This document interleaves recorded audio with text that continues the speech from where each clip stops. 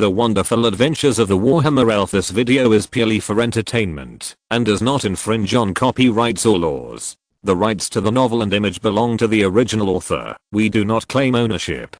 Don't like waiting and want to listen to this fanfic in full now? Subscribe to our Patreon, where you'll find the best fanfics. Chapter 126, City Fall.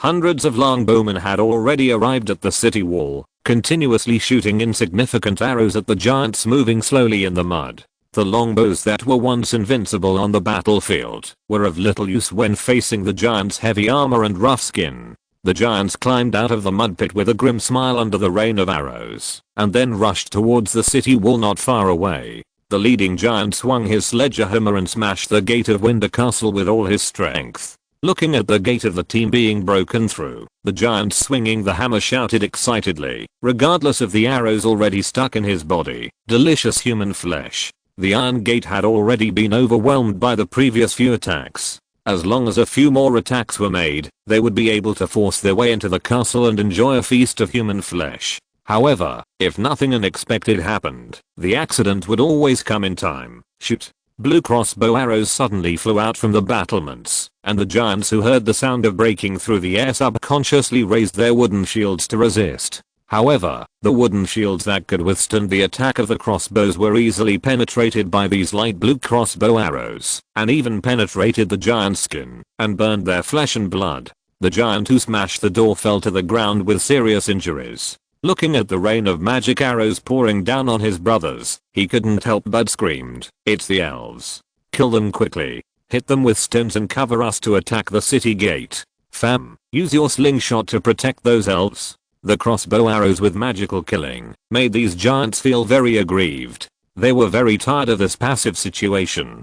Seeing that their brothers were struggling hard under the rain of arrows from the elves, the giants picked up stones and sledgehammers and threw them at the elves on the castle. On the city wall, white mist floated on the bodies of the silver mist hunters, and they cleverly avoided the stones thrown from a distance. Apart from smashing some battlements, no casualties were caused. Ange raised his hand and shot a crossbow arrow, accurately hitting the eye of a giant. The giant instantly fell into the mud with a wail. However, as one giant fell, more giants began to cross the quagmire and tried to approach the city gate. Even the two-headed giant Farron rushed forward, carrying a meteor hammer and crossing the quagmire, looking at Isabel on the tower and shouting, "Descendants of Eric, I will chew your bones slowly and taste the sweet revenge." On the tower, Isabel's beautiful face had long been cold as ice. Although her magic power had reached its bottom, she would not let the enemies of her ancestors talk nonsense.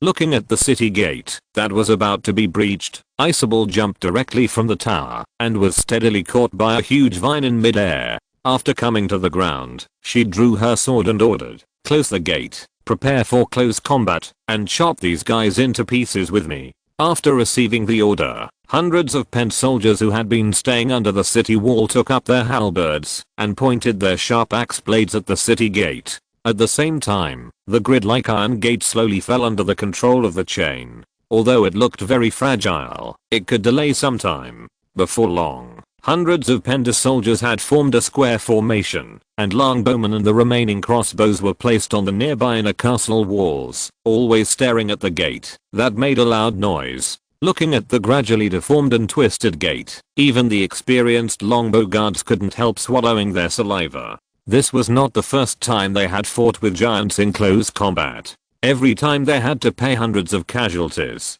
to cut off the tendons of a giant and force it to kneel. The silver mist hunters and longbowmen could take the opportunity to attack the opponent's head, shooting the giant's weak eyes and neck with dense rain of arrows. When the giant fell to the ground and struggled because of the serious injury, the halberd soldiers rushed forward again, stabbing the opponent's temple with a sharp halberd blade until the brain was completely destroyed.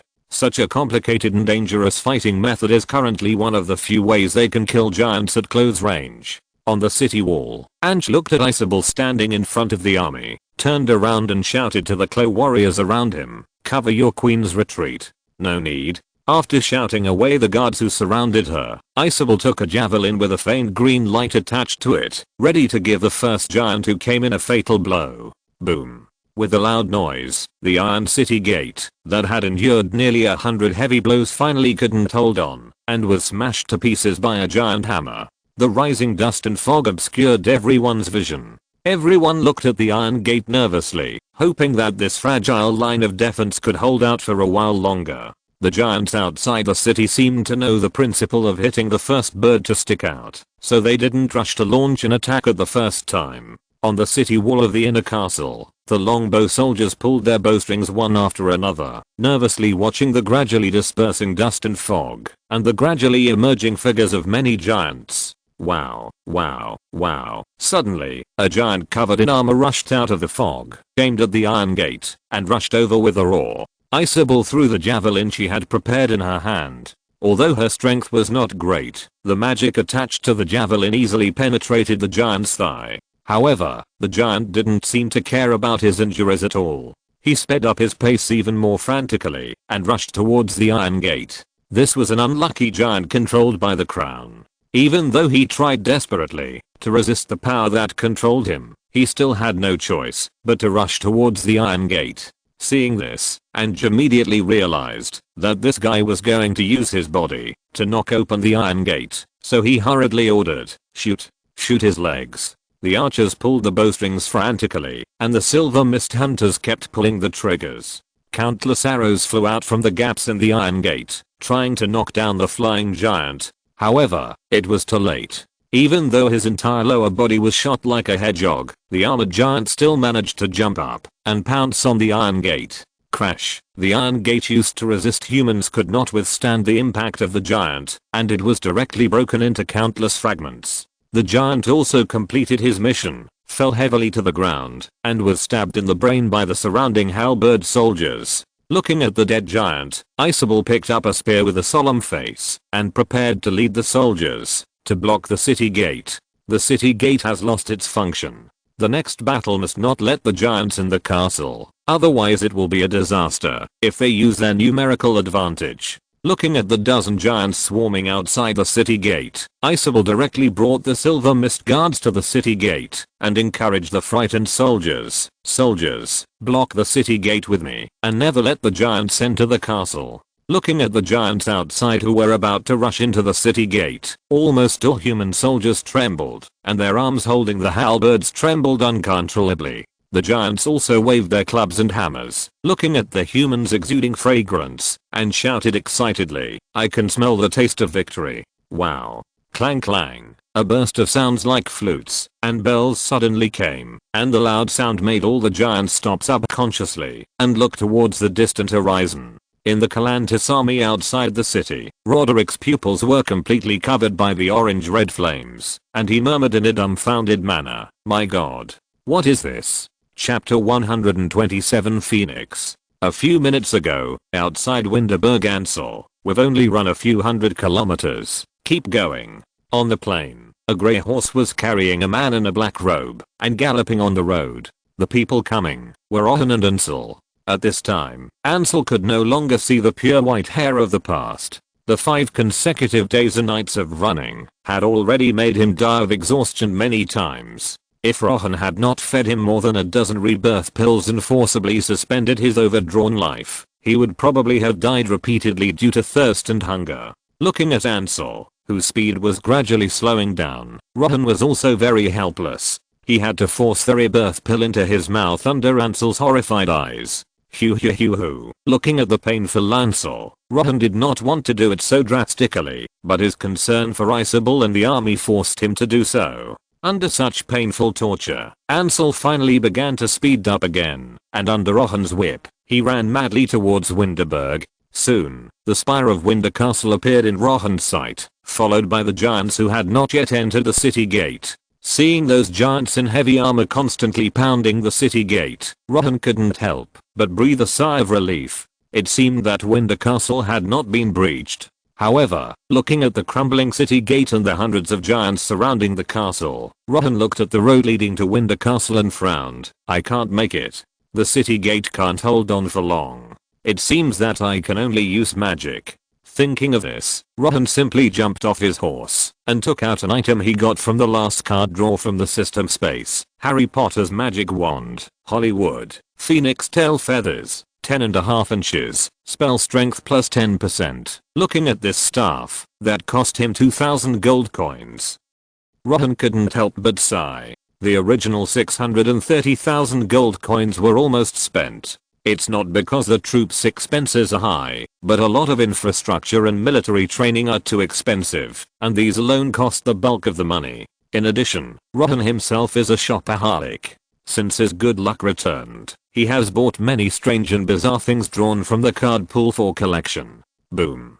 Just when Rohan took out his magic wand, the armored giant had already knocked open the iron gate of Winter Castle, and the giants began to rush into the city. There is not much time to waste.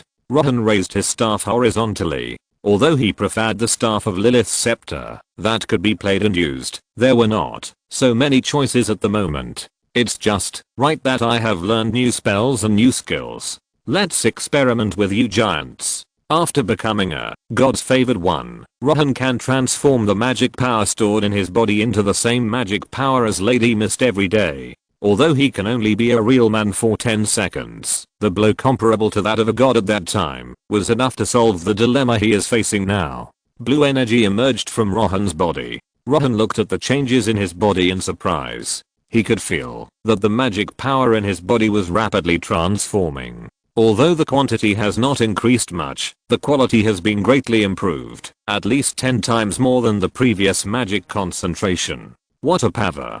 Ding.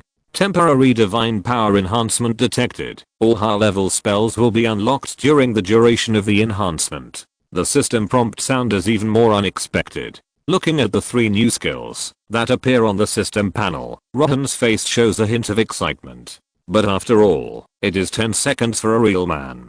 He doesn't have much time to think, so he decisively chooses to release the most powerful spell in the high level magic, 10,000 flames.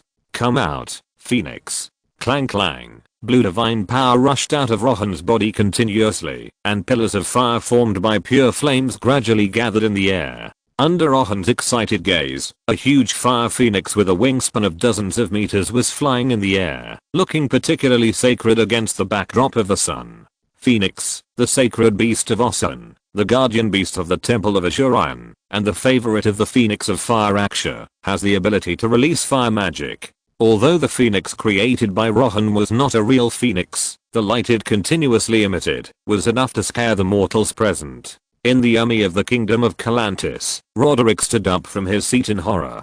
He did not know the phoenix, but he could feel the breath of death from the flame bird. This was far beyond his elven magic, and he had to escape quickly. Watching the phoenix flying towards the giant at the gate of Winterberg, Roderick decisively snatched the horse of a servant and urged them, "Hurry up, you idiots. This force is not something we can resist at all. Retreat quickly." But, what about the giants? What to do? They are finished. Anyway, there are endless giants in Gangsha, and there is no time to take care of them. After saying that, Roderick no longer paid attention to the people present. After taking a look at the mushroom cloud at the gate of Winterberg, he ran to the north. As a conspirator, he knew very well that talent was the root of everything. As long as he could escape back to the north alive, he would have a chance to turn the tables. However, Roderick didn't know how conspicuous the crown on his head was in the sun. Rohan had noticed Roderick wearing a crown a long time ago. After all, few people would choose to dress so coquettishly on the battlefield. Seeing that Roderick was about to run, Rohan simply went all out. After giving Ansel 2 rebirth pills again, he chased in the direction of Roderick's escape. Roderick naturally noticed Rohan getting closer and closer. Looking at the pointed ears under Rohan's cloak, Roderick hurriedly shouted to the servants, "Stop him." Several knights of the kingdom of Calantis tried to resist, but Rohan directly took out a bag of javelins from the system space and rewarded each of them with one shot. These mortals without magic items were not qualified to waste his magic power. The 10 seconds of real manliness had passed. Rohan, who was exhausted of magic power, could only use the last soul quenching, so he had to keep as close as possible. "Don't run." Rohan pulled out a javelin and threw it at Roderick, who was 100 meters away. He found that he liked this kind of medium range weapon with strong lethality more and more, especially after experiencing the despair of having no weapons when facing Lilith. He has now forcibly taken away hundreds of reserves of close logistics troops on the road. No matter how far Roderick can run, he has absolute confidence to shoot the opponent. At this time, Roderick didn't know that the one chasing him was a pervert with hundreds of javelins, and he still tried to avoid the opponent's attack through black magic. Black tentacles kept extending from his shadow, knocking down the javelins flying towards him, which greatly boosted Roderick's confidence. Humph, how many javelins can you carry on a horse? Wait until I'm too far away, and then use black magic to kite you in return. After half an hour of chasing, looking at Roderick who was holding his thigh and wailing in pain on the ground, Rohan slowly approached with his wand, seemingly without any guard. "Mr. Elf, please wait a moment, However, before Roderick could finish, Rohan suddenly raised his wand, and a soul-quenching shot directly pierced the opponent's soul. Looking at Roderick's body, Rohan took out the javelin from the system space with concern, and stabbed the body into a hedgehog from a distance, then stepped forward with confidence and smiled. "Sorry, buddy, compared to listening to the villain's struggle before death, I prefer talking to the corpse. P.S. It snowed in Shanghai, and the child was almost frozen silly cack." Chapter 128 Return. Looking at Roderick's body on the ground, Rohan did not rashly go up and touch the body. After all, everyone is a wizard who can guarantee that there are no trump cards between each other, such as faking a corpse or something. After waiting for a long time, Rohan, who had recovered some magic power, drew his sword, carefully chopped off Roderick's head, and then used the tip of the sword to pick off the crown. Looking at Roderick's body, Rohan sprinkled corpse powder on it while thinking about some questions. It seems that he is really dead. This guy's strength is not strong. Why didn't Ange find a chance to attack him directly? Can't I suborder Ange? Rohan didn't know that, since he was kidnapped by Lilith, Druxy, headed by Ange, regarded all wizards as suspects. Although Isabel's motive for committing the crime was not big, the arrogant Druxy would not obey the orders of a female suspect. Returning to Ansel, Rohan felt a little sorry when he saw his bloodshot eyes and trembling limbs. He then rode on his horse again and said, "Don't worry, I'll set you free when we get back to Winterberg." "Winterberg fam, what should we do next?" Looking at the slowly dispersing mushroom cloud and the giant fragments scattered around the castle, the giants couldn't help swallowing. As General Fallon and the giants in the front row were eager to rush into the narrow city gate, they were all taken away by Rohan's fire phoenix. Although the giants at a distance blocked the flames with their tough skin and armor, they were too scared to attack again. Looking at the remains of the two-headed giant that had been burned to charcoal, Black Fam's eyes flashed with an imperceptible joy, but he still pretended to be calm and said, "Now that Farron is dead, it should be my fam who will temporarily command the battle. Let's withdraw to Calantis first, and then..." Sniff, there's an elf. A keen sense of smell. "Good afternoon, gentlemen giants from Gangcha. Yes, it's the crown." Looking at Rohan, who was wearing a crown, and entering the giant queue unscrupulously, the surrounding giants looked at Fam hesitantly, and then slowly knelt down. There was no way. The crown was made from the heart of their former king. Once the will of the crown was denied, it would be to deny their own existence, so they had no room for resistance. Looking at the crown in Rohan's hand, Fam gritted his teeth in anger and tried to resist his instinct, but in the end he could only kneel down helplessly. Damn, Roderick and Farron, who had finally escaped, thought they could turn the tables and sing, but they didn't expect another elf to come. Looking at the helplessness and unwillingness on the face of the giant holding a slingshot, Rohan suddenly became curious about how smart these giants are. After all, giants who can make their own weapons and armor, and know how to fight for power, and engage in political struggles are much more interesting than those green-skinned giants. Looking at the giants kneeling in a group, Rohan did not rush to put on the crown, but tentatively ordered the giants, "Put down your weapons, stay here, and do not leave, or move without my order." "I will obey the king's order." The deafening voices of the giants merged into one, and they dropped their sticks and hammers one after another, and at the same time, made way for Rohan to win the castle. For the giants, the one who owns the crown is their master, so there is no so-called loyalty. As long as they are provided with food and shelter, they will not care who their master is. Rohan directly passed these giants and rode the trembling Ansel to the gate of Wender Castle. The trench outside the castle was full of the smell of burnt barbecue, and even the surface of the city wall was full of traces of high temperature melting, which made Rohan's heart full of worries. He had also seen female sorcerers who used fire magic, but whether it was Fireball or Flame Skull, most of them were used to bully the Ratman and Norscan monkeys under the armor. This was the first time he had seen a fire phoenix that directly caused magic penetration damage. I didn't expect it to be so powerful. I shouldn't have accidentally hurt the people in the castle, right? Looking at the charred stone wall, Rohan couldn't suppress his inner anxiety. He came here after hearing that Isabel and Ange were here. Don't let him burn them all.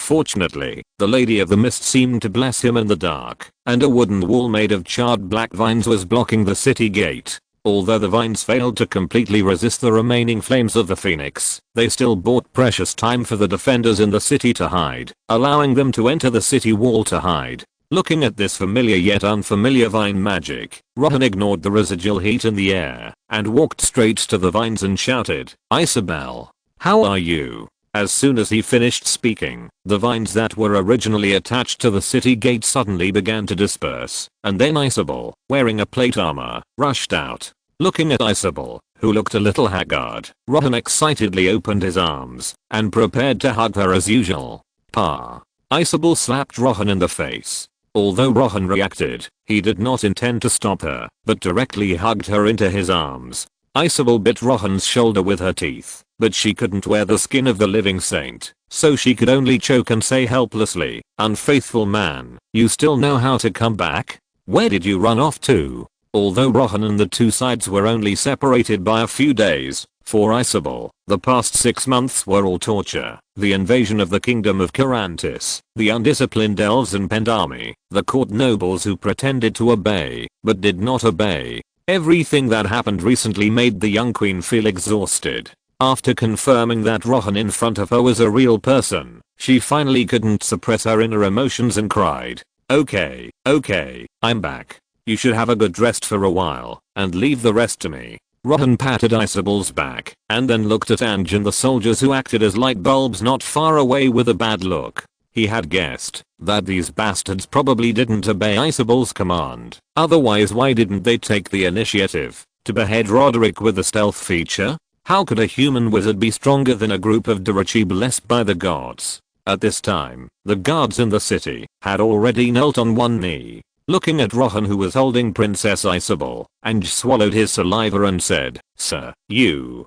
shut up. I'll deal with you later. Now you go and reorganize the army for me and prepare to support Dario." Rohan, who had just returned, didn't know much about the situation, but he knew that Dario's isolated Dillingang port should be the most critical area at present. If he arrived at Dillingang port and found that Dario and the 3,000 main forces had been wiped out, he really wouldn't mind massacring the city. If you're listening to this novel on a channel other than Fanfic World, it means they downloaded and uploaded it without effort. We cordially invite you to visit our channel, Mundo Fanfic Novelos. There you'll find the original version of this story, and you can explore many other novels of various genres. We're waiting for you to immerse yourself in a world of incredible novels.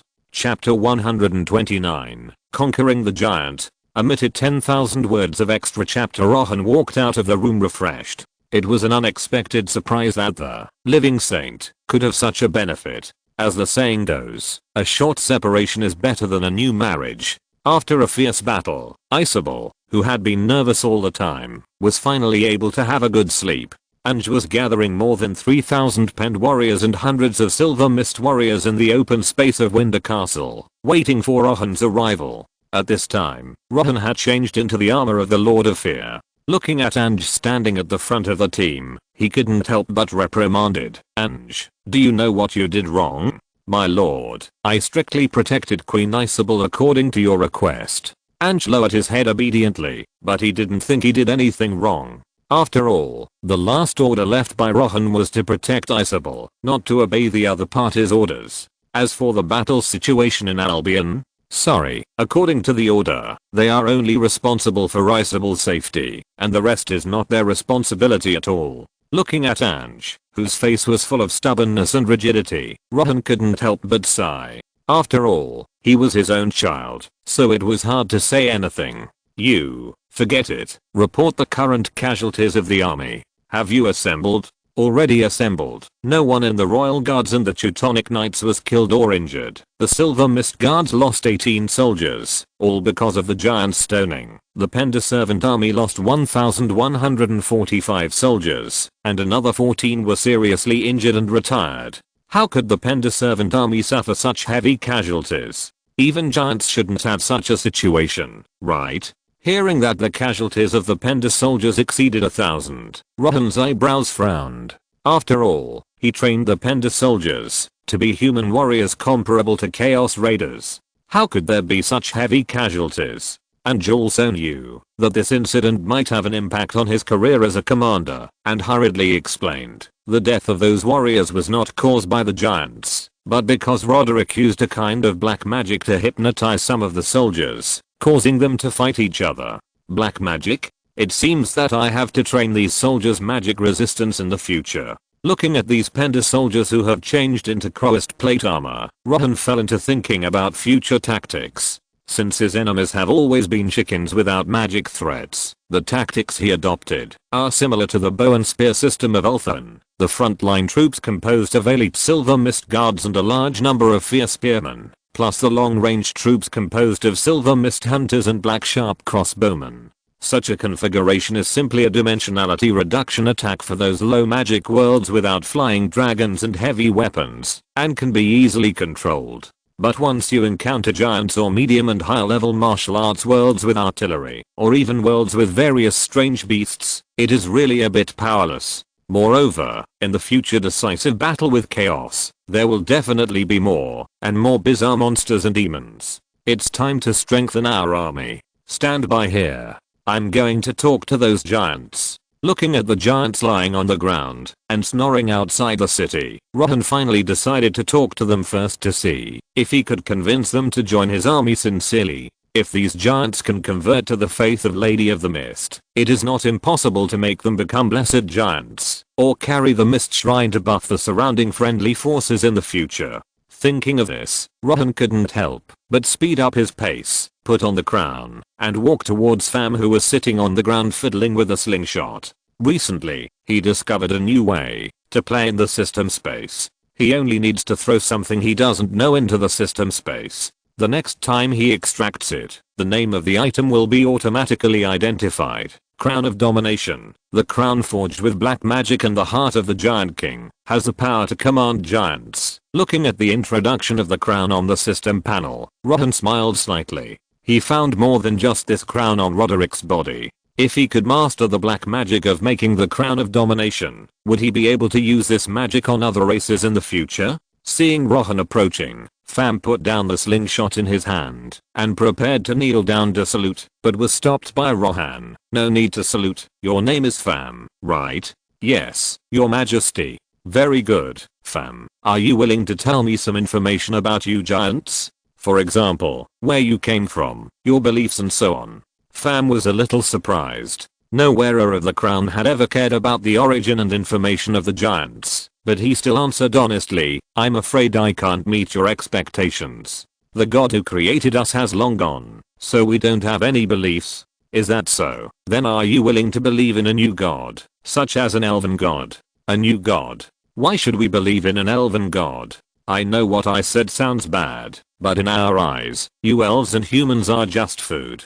Hearing that Rohan was going to make him believe in the elven god, Fam's first impression was ridiculous. It's like you eat chicken every day, and suddenly one day you are defeated by a group of chickens. The chickens tell you that they want you to believe in God Kun. How is this possible? Rohan was not surprised by Fam's resistance, so he shouted to the giants around him like a pyramid scheme. Really, don't you want to consider it? Our faith does not oppose you eating human flesh. As long as you are willing, our slave fences and prisoner of war camps can provide you with fresh food at any time. Can you enjoy a feast of human flesh? I like meat patties. As long as you can find wheat and flour that giants eat, you can even eat rice with meat soup. Oh. The giants who had been paying attention to Rohan's shouting immediately celebrated. They didn't care about faith or not. Having meat to eat was the most real thing. Looking at these cheering giants, Rohan nodded with satisfaction. It seems that he has successfully fooled them. Lady Mist really doesn't care about the giants' food standards. After all, as long as they are not her believers, she won't care, even if the giants eat elves. And the power of faith that giants can provide, will it be more than that of humans? Looking at his fellow tribesmen who were easily fooled by Rohan, Fam shook his head helplessly and sighed. What a bunch of idiots who can't control their mouths. Then Fam looked at Rohan, who was only as big as his feet, and couldn't help squatting down and asking curiously, what are your hunting rules? We have a big appetite. Do you have enough human slaves to keep us full? Don't worry, we will explore the new world together. There are always unruly people in this world who disobey discipline, and they are your food. Okay, but they must be kept full. Chapter 130 Revenge. After some communication, the giants who were encouraged by Rohan waved their weapons enthusiastically, looking forward to the next expedition to another world. Since they could not find weapons and equipment to provide to the giants for the time being, the giants could only use the sticks and hammers they carried with them. After calling the quartermaster of Winterberg, Rohan pointed at the giants who were going on the expedition with the army and ordered him, the next food supplies will all be transported according to the giants' food standards. Remember to increase the meat supplement, understand? But in this case, our logistics pressure and food expenses are too high, the quartermaster explained to Rohan anxiously. After all, nearly 1,000 sheep or hundreds of fat cattle need to be sent to the front line every day, which is a huge burden. Rohan can understand this. After all, Isabel mobilized tens of thousands of conscripts to fight against the kingdom of Calantis, and the supplies for these soldiers are the bulk. Don't worry, the current warriors have been taken over by us. Your queen should be disarming soon. When the time comes, we will just do our best to replenish our army. It's as you wish, my lord. After confirming the supply problem of the giants, Rohan asked Tang to lead the troops out of the city, preparing to unify the Albion continent first, and then support the Pender continent. After all, there are 3,000 Durachi warriors stationed in Dilingang, plus the war hydras and local garrisons, which are enough to deal with any threats. And as the governor, Dario is relatively conservative, and it is more than enough to manage a big city. Looking at the mighty giant army behind him, Rohan jumped on the dark horse led by his personal soldiers and murmured, Lilith has delayed us for too long, and we must make up for the lost time as soon as possible. Inverness, the capital of the kingdom of Calantis, the northern border, which used to snow in May, has long been in chaos, and every citizen is madly fleeing out of the city.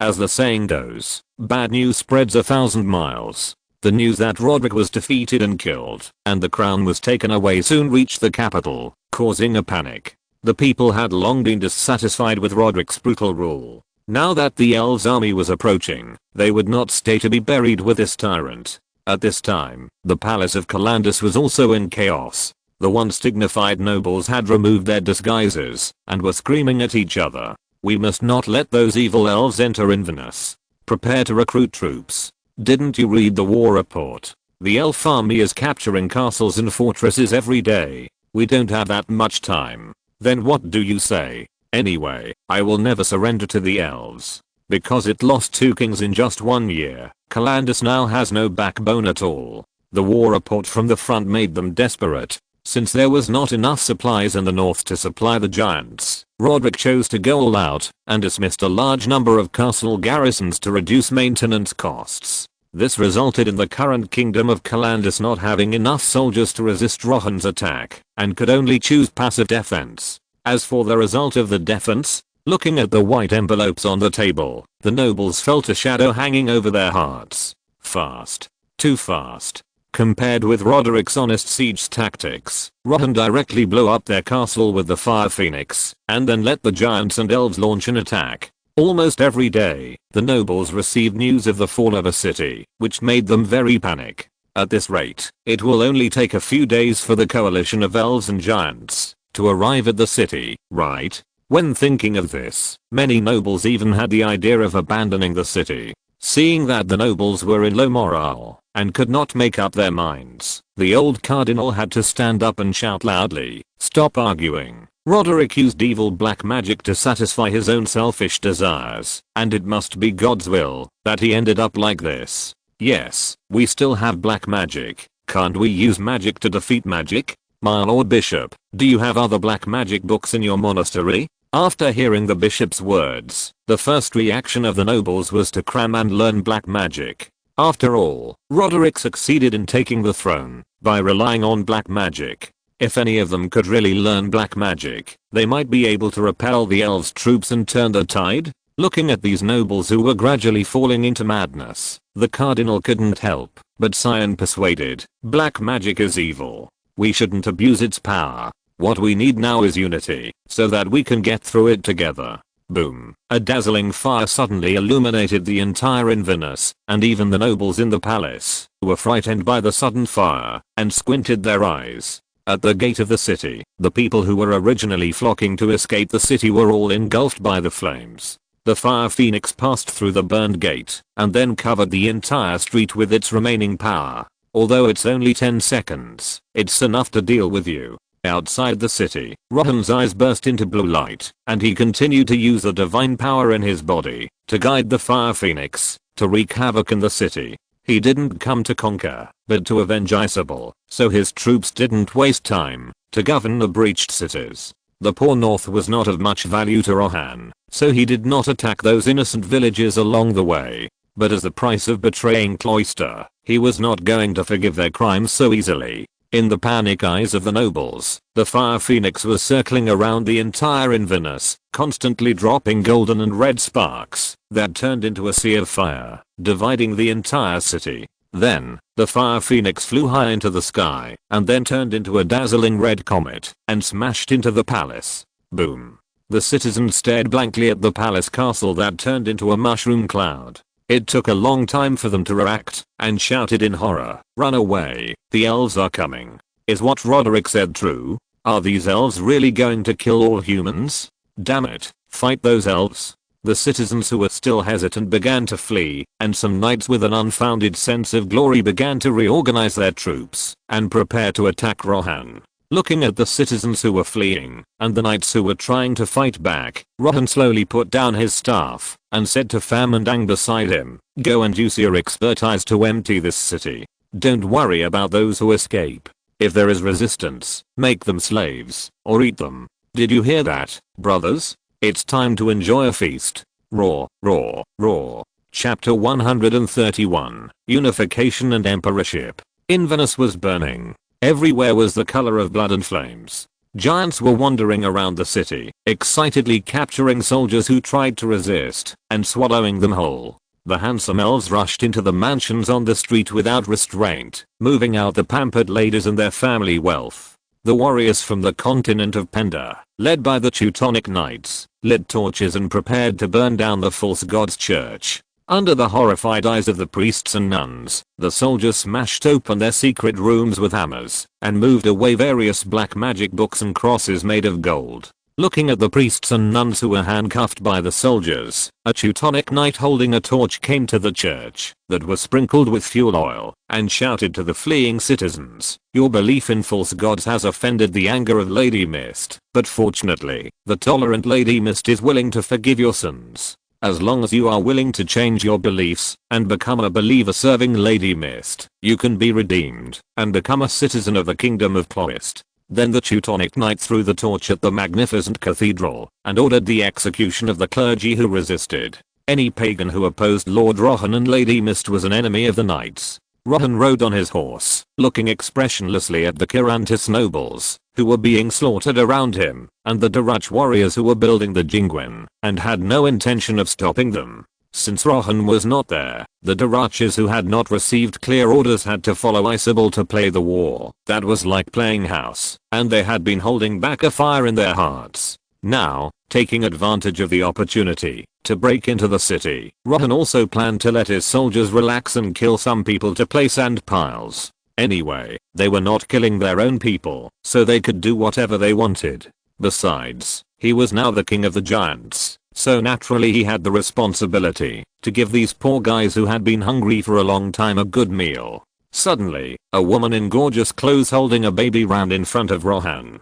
Several soldiers drew their swords in an instant, pointed at the terrified woman and said, "Get out of here, you short-lived creature. Take the little monkey in your arms and stand away. My lord, I beg you for mercy. I'm the former queen of the kingdom of Calantis. Please stop this massacre." "Oh. Then what is your identity and standing in front of me? Are you a messenger from the defeated party requesting surrender?" Rohan asked the soldiers around him to stand a little further away, then looked at the queen with a pretty face curiously, and couldn't help asking, "If you really want to surrender, well, let a woman with a child come to me. Are you hoping that I will show mercy and spare you? My lord, the nobles in the palace have been destroyed by your magic, and now we have no official envoys to see you. Is that so? Then this child is the only existing heir to your kingdom? No. My lord, please spare this child. He is innocent." Looking at the crying woman, Rohan raised his eyebrows slightly and said to Ange beside him in Elvish, "Take the child to Lion Lake City and send him to a random family. Tie up this woman and take her away. Money is tight recently, so catch more this time." "Yes, sir." Seeing that Ange had received the order, Rohan turned around and comforted the desperate woman with a gentle smile. "Don't worry, madam. I won't kill the child. You can go." Thank you, sir." The woman stood up excitedly. When she was about to turn around and leave, she suddenly felt a pain in the back of her head, and then she lost consciousness and fainted. Looking at the woman and child being dragged away, Rohan didn't care about this episode and continued to hum a little tune as he walked towards the church. In front of the burned church, several Teutonic knights were commanding soldiers to kill the rioters who tried to approach and protect the black magic books sealed in cowhide bags. Seeing Rohan coming, a knight hurriedly took a cowhide bag and saluted. "Sir, we only found 4 books with text. Since we don't know the text of this continent, we can't judge whether it is the black magic book you mentioned. Thank you for your hard work. Your efforts will be remembered by me and Lady Mist. Thank you for your efforts. It's my honor, sir." Looking at this humble knight, Rohan's heart flashed with emotion. It was a correct decision to recruit soldiers under the banner of Lady Mist. So loyal, brave, and most importantly, there is no need to pay maintenance fees. It is simply the best model of God's choice, Toolman. After directly putting the 4 books together with the sack into the system space, Rohan turned and left Inverness. There was nothing worth looking for in this city. The 20,000 cloister militia recruited by the system will soon be stationed and occupy the entire north, and the Albion continent will be unified this month. After completely solving this world, the task of ruling and managing will be the responsibility of Isabel. Rohan's first task was to seize the time to confirm the situation in the continent of Penda, and at the same time, prepare for the destruction of Derio and other main forces and the need to forcibly retake the Imperial port. "Come on, Derio, you must hold on." 1 month later, Lion Lake City. Since the entire continent has been unified, at Rohan's suggestion, Isabel has changed the country's name to Kingdom of Clo and became the Empress. Since there is no longer a need for too much military force, Isabel, with the support of Rohan, abolished the original noble feudal system and replaced it with a county system that is convenient for management. With the blessing of Lady Mist and the blessing of Isabel's life magic, the entire Albion continent has achieved 4 seasons like spring, becoming a perfect world of food and grass. From now on, Rohan no longer has to worry about the supply of the army. He can transfer the food and grass of this world to another world at any time. After having a stable food supply, the giants also completely surrendered to Rohan's crown and truly became part of his army. In the palace hall, Rohan was bidding Isabel his final farewell and preparing to go to the continent of Penda. Stroking Isabel's smooth hair, Rohan kissed her forehead and smiled. "I have cleared all obstacles for you. The rest is up to you, Lisa. Don't worry, dear. I will take care of this world. When you return safely, we will get married." Hearing that Isabel was going to set a flag for him, Rohan hurriedly bit her pink lips. For safety reasons, it is better not to say such words for the time being. After a long time, Rohan let go of his hand, looked at Isabel who was breathing slightly, touched his chest and swore, "After we get through this period safely, I will arrange everything. Well, wait for you to come back." Chapter 132, Giants Rise Above Penda. When he first became a dreadlord, the Witch King gave him a black dragon flag as a symbol of his status, in order to reward Rohan for his hard work for 100 years of service. Now, the black dragon flag has been planted on the land of 3 worlds, and has become the symbol of Rohan's army. Pender Continent Imperial Port. The prosperous streets are bustling with people, and the clouds of war seem to have left this port city. Merchant ships from the Amara continent and the fleet of the Barclay Empire are constantly traveling between ports, bringing all kinds of exotic goods to Imperial Port for dumping. From time to time, several Durachi slave masters wearing silver crosses can be seen whipping slaves and asking them to hurry up and unload the goods on the merchant ships. Many captains from other continents came to a temple made of pure white marble and prayed to the statue of the Lady of the Mist. As the patron saint of travelers, the power of the Lady of the Mist constantly protects those merchant ships lost on the sea and guides them to a safe course. This has spread the influence of the Lady of the Mist even to the distant Amara continent. It's been a year. Dario stood at the top of the castle holding a wine glass, looking at the increasingly prosperous city, his heart full of nostalgia for the past and longing for the future. Just a few months ago, the city was still under siege by the snake cult, facing the threat of being destroyed at any time. If it weren't for a human named Mordred leading his adventure group to help, Dario and his team would probably not be able to break the deadlock. Just as Dario was lost in his memories, a figure suddenly came from behind him. It was the leader of the Teutonic Knights, Eren. Compared to the cowardly little nobleman in the past, Eren's once cowardly face has become firm, and the bulging muscles on his body also tell of his extraordinariness. Governor Dario, I strongly suggest that you consider my suggestion. Needless to say, I will never betray Lord Rohan, not now, not in the future. Dario looked at Eren with some anger, but Eren went forward fearlessly and continued to persuade him earnestly. Governor, this is not betrayal, but for the purpose of better governing this land. I think Mordred and the other captains will agree. Needless to say, I will never agree to your demands and establish the so-called Second Empire. Dario decisively put down the wine glass, turned around and left the room regardless of the pleading on Eren's face. What a joke. It's just that I haven't heard from Lord Rohan for a year, and these humans are actually persuading him to establish an independent country. As an elf with a long lifespan, Dario doesn't care about the short-term loss of contact with Rohan.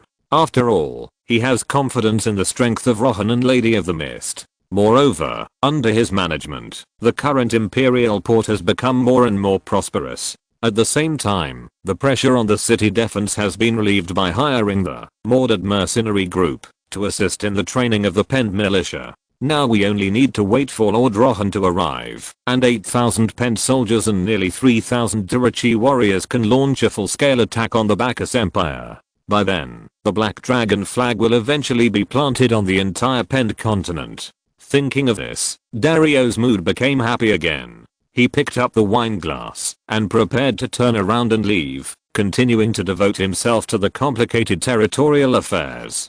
Kerala. Suddenly, a sound like glass breaking resounded throughout the Imperial Port.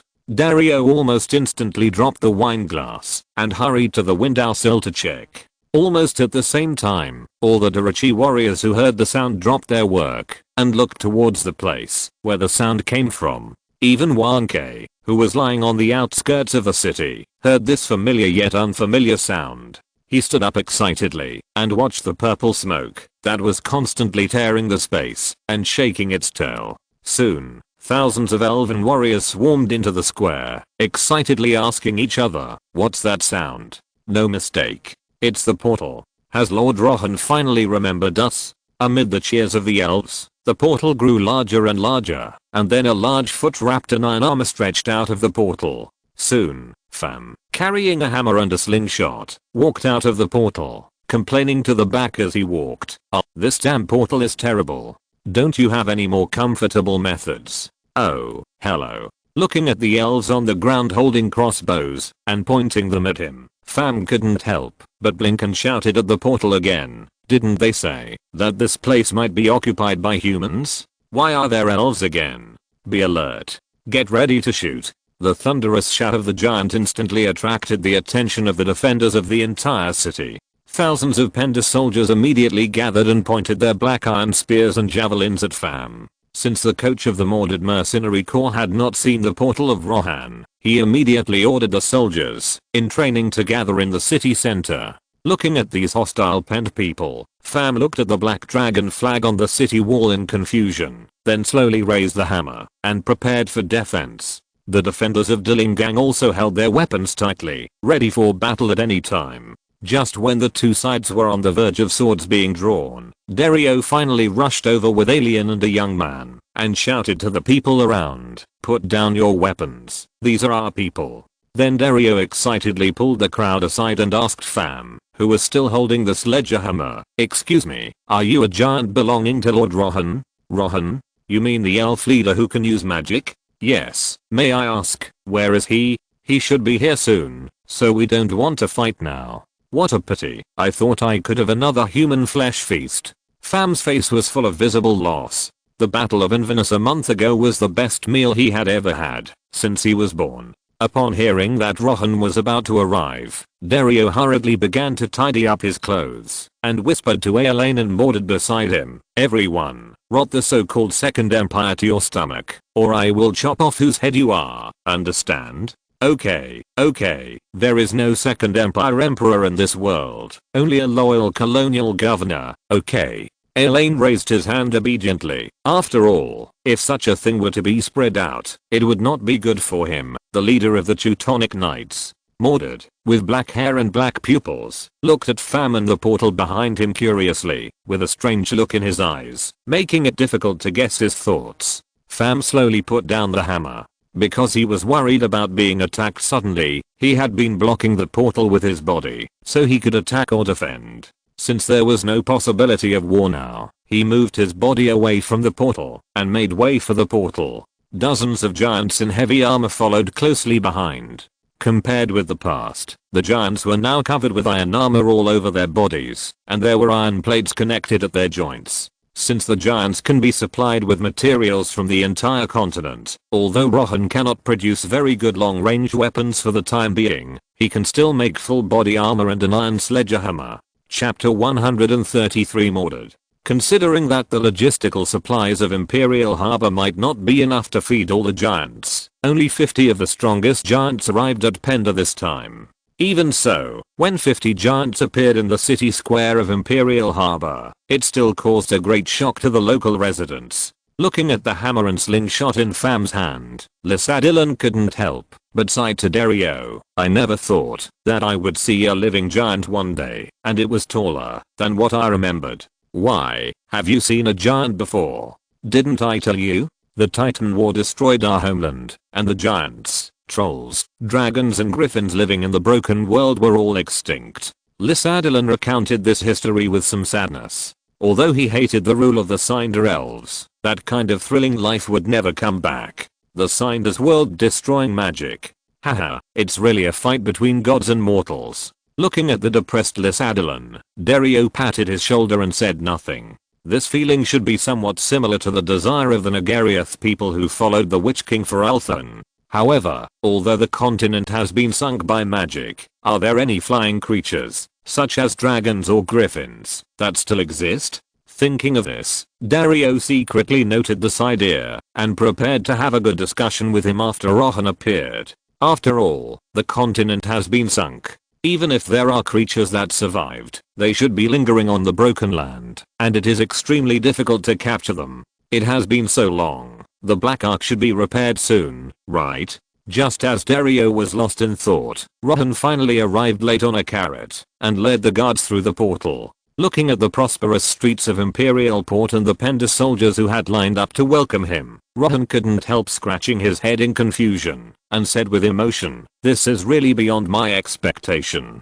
I thought Imperial Port should be besieged by the snake cult now, waiting for me to come and save the beauty. Lord Rohan, in the year you disappeared, I lived up to your expectations and turned this city into a solid fortress with strong soldiers and horses." After nearly a year, Dario was a little excited to finally see Rohan again. He picked up a form skillfully and reported his achievements. "In order to deal with the next war you need, I have recruited 12,000 Pender recruits. of which 5,000 warriors have completed training and can join the battle at any time. At the same time, we have hired the Mordred Mercenary Corps. And nearly 1,000 rogue knights can also fight for you. In terms of funds, through the sale of our weapons and handicrafts, our port trade has allowed us to accumulate a wealth of 60,000 gold coins. Please take a look. After that, Dario put away the form and handed it to Rohan with pride. Rohan took the form, and after carefully reading the contents of finance and military supplies, he took out a white-covered book from his arms and handed it to Dario, encouraging him with relief. "My adjutant, you are now fully qualified to be proud. You have completed the task I left behind excellently and demonstrated your loyalty. This behavior must be rewarded." Dark Magic Book Hellfire. This is a dark magic book looted from the bottom of the church in the kingdom of Calantis. It is also the magic that Roderick used outside the city of Winterberg. During the 1-month preparation time, Rohan was constantly studying the several dark magic books he collected, and he could be considered to have learned something. Although most magic is not suitable for the body of an elf, Rohan still selected 3 suitable spells: Bloodlord Domination, a forging rune that can create an instrument to control its race by melting the king's heart that the creature identifies with. It cannot control a race with magical talent. Hellfire, summon black flames that can be attached to one's own weapons. It has a powerful force that can burn through armor and land, but is not good at defensive magic. Shadow Dancer, summons a magic clone attached to the shadow, which has the ability to attack physically, but is very fragile. The 3 skills have their own merits, but as a miner over 100 years old, Rohan decisively chose to take them all. Moreover, for Dario, who can only use physical attacks, Hellfire can strengthen his magic attack methods. After Rohan's actual test, this magic can even be attached to musket bullets or even grenades to enhance the armor-piercing ability. Moreover, although the introduction of the system claims that Hellfire is not good at fighting magic, after Rohan's test, it was found that this kind of flame has a good corrosive effect on magic shields. This is simply a panacea, the most suitable for a conservative general like Dario. Although actual combat magic will cause certain damage to the soul, this degree of damage is not even as fast as the recovery of the elves. After taking the magic book handed over by Rohan, Dario opened it with some curiosity and saw that the magic book was densely filled with notes. Obviously, in order to enable his subordinates who have never been exposed to magic to learn magic, Rohan can be said to have taken great pains. As for whether the Lord Witch King would blame us for this, we are not learning magic from the Wind of Magic, and the Lord Witch King originally asked him to collect magic from other worlds, so I have exceeded my task. After simply flipping through a few pages, Dario immediately realized the importance of this book, so he put the book in his arms and saluted Rohan seriously, saying, "Don't worry, sir, I will return this book to you after I learn it." Haha, I like your enthusiasm. Let's go. Let's take a few days off first, and then seize the time to unify the Bacchus Empire. Although it is not tiring to open a portal, Rohan does not want to start a war against the Bacchus Empire immediately. After all, despite Dario's explanation, he still doesn't know much about the current situation. The newly appeared, Mordred mercenary group made Rohan very suspicious. He always felt that the name seemed very familiar. Looking at the mercenary leader who was watching the giant in the crowd, with black hair and black pupils, he seemed to be a noble from the Barclay Empire. But Rohan dared not neglect it. After all, he had a magical mission to accomplish. If he failed, because he underestimated some evil spirit in the continent of Penda, he would have no place to cry. As if he had noticed Rohan's gaze, Mordred shifted his gaze to Rohan, bowed slightly to him, and left the crowd. Rohan frowned slightly, temporarily suppressed his confusion, and said to Dario beside him, "Go prepare a dinner, and invite that Captain Mordred for me. I want to thank him." Chapter 134 Ed Brotherhood. In the castle of Dillingang, all human servants were expelled. After all, the next banquet belonged to the elves, and they were not qualified to attend. As guests, Eren and Mordred were arranged to sit on both sides of the main seat, enjoying the best food and treatment. Rohan sat in the main seat, stirring the mushroom soup in the bowl with a spoon, and looked at Mordred who was feasting on the side from time to time. Badgy large pieces of steak were stuffed into his mouth, and Mordred's lips were full of traces of gravy and black pepper sauce, which made the elves around him look disgusted. Not long after, Mordred ate all the steaks on the plate, then drank a glass of wine, and wiped his mouth with satisfaction. Seeing this, Rohan put down his spoon, and walked in front of the other party. He raised his glass and gestured. "Captain Mordred, you rescued the trapped Imperial port, and brought the city back to life. I would like to express my gratitude to you here. About this, in fact, you don't have to thank me. After all, the snake cult is also my enemy. What's more, Governor Dario is very generous, and has given us a large commission as a reward. The real culprit was found directly by himself." Mordred hurriedly picked up the wine glass and lowered it. After clinking glasses with Rohan, he was about to introduce himself, when he was suddenly interrupted by Rohan. "I heard that you were originally a noble of the Barclay Empire. Why didn't you stay in your hometown, and be a noble grandfather, but ran to the chaotic Pender continent?" It's hard to say. My father was a somewhat rude Barclay noble, and I had a gentle and considerate mother. Everything was so peaceful. Suddenly one day, a group of well-equipped robbers broke into my family's manor, and killed my father. My mother was protected by a group of unknown people. When we parted, my mother left me a letter, telling me that I should come to Pender to restore the dignity of my family. So I came to Pender to make a living, and finally became a mercenary leader. After hearing about Mordred's tragic experience, only Aileen's eyes flashed with a trace of sympathy, and all the elves were calm and even wanted to laugh. Rohan also suppressed the rise of his mouth, not to ridicule the other party's experience, but always felt that this story was fake. Although Dario hired Mordred and his mercenaries, it did not mean that he trusted them.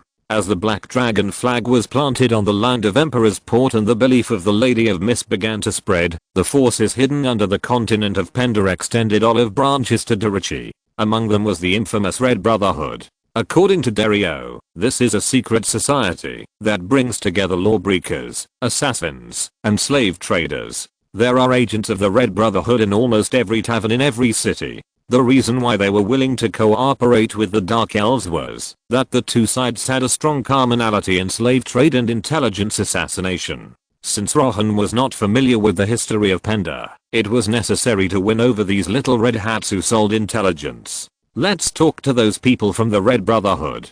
Dario, you will be the host next." Anyway, this banquet was just to thank Mordred for lifting the siege of Imperial Harbor. Now that the test was over, it was time to leave. After handing over the hosting of the banquet to Dario, Rohan left the castle with a small number of personal soldiers, and prepared to go to the tavern, where he first came to Imperial Harbor.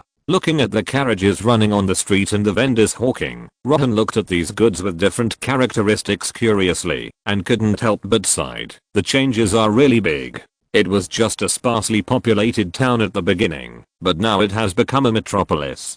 After strolling on the street for a while, Rohan arrived at his destination, a tavern that was selling elven sweet wine. When he first arrived at the Imperial port, Rohan met Lysadilon here, and left his silver cross, which saved the tavern from the war. Now, this tavern, which has been protected by the elves, has become the largest elven wine and beverage store in the city, attracting the attention of countless drunkards and merchants. According to Dario, if the leader of the Red Brotherhood really appears, he should also appear there. "You just wait here and don't move. I'll buy a glass of wine to try." Under the awe-inspiring gaze of the tavern guard, Rohan took out a purse from the system space and swaggered into the tavern. Although almost all merchants in this city dare not ask elves for money, Rohan is a principled elf and will not be stingy enough to not even give this little money.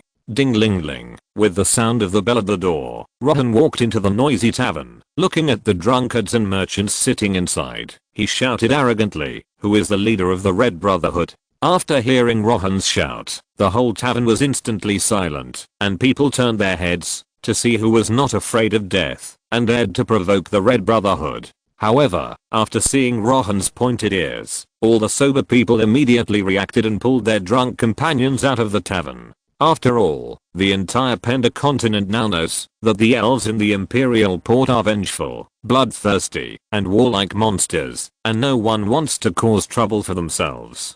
Seeing that everyone in the tavern had left, Rohan came to the bar and found a stool and asked the proprietress who was wiping the wine glass, "How is my bottle of Empire 82 wine? It shouldn't be wasted, right?" Hearing these familiar yet unfamiliar words, the proprietress looked at Rohan in surprise and saw that he had turned into the young nobleman at that time without knowing when. I'm here to get my cross. I think you should have taken good care of it, right?" Yes. When I put the cross you gave me at the door, the elves bypassed my shop.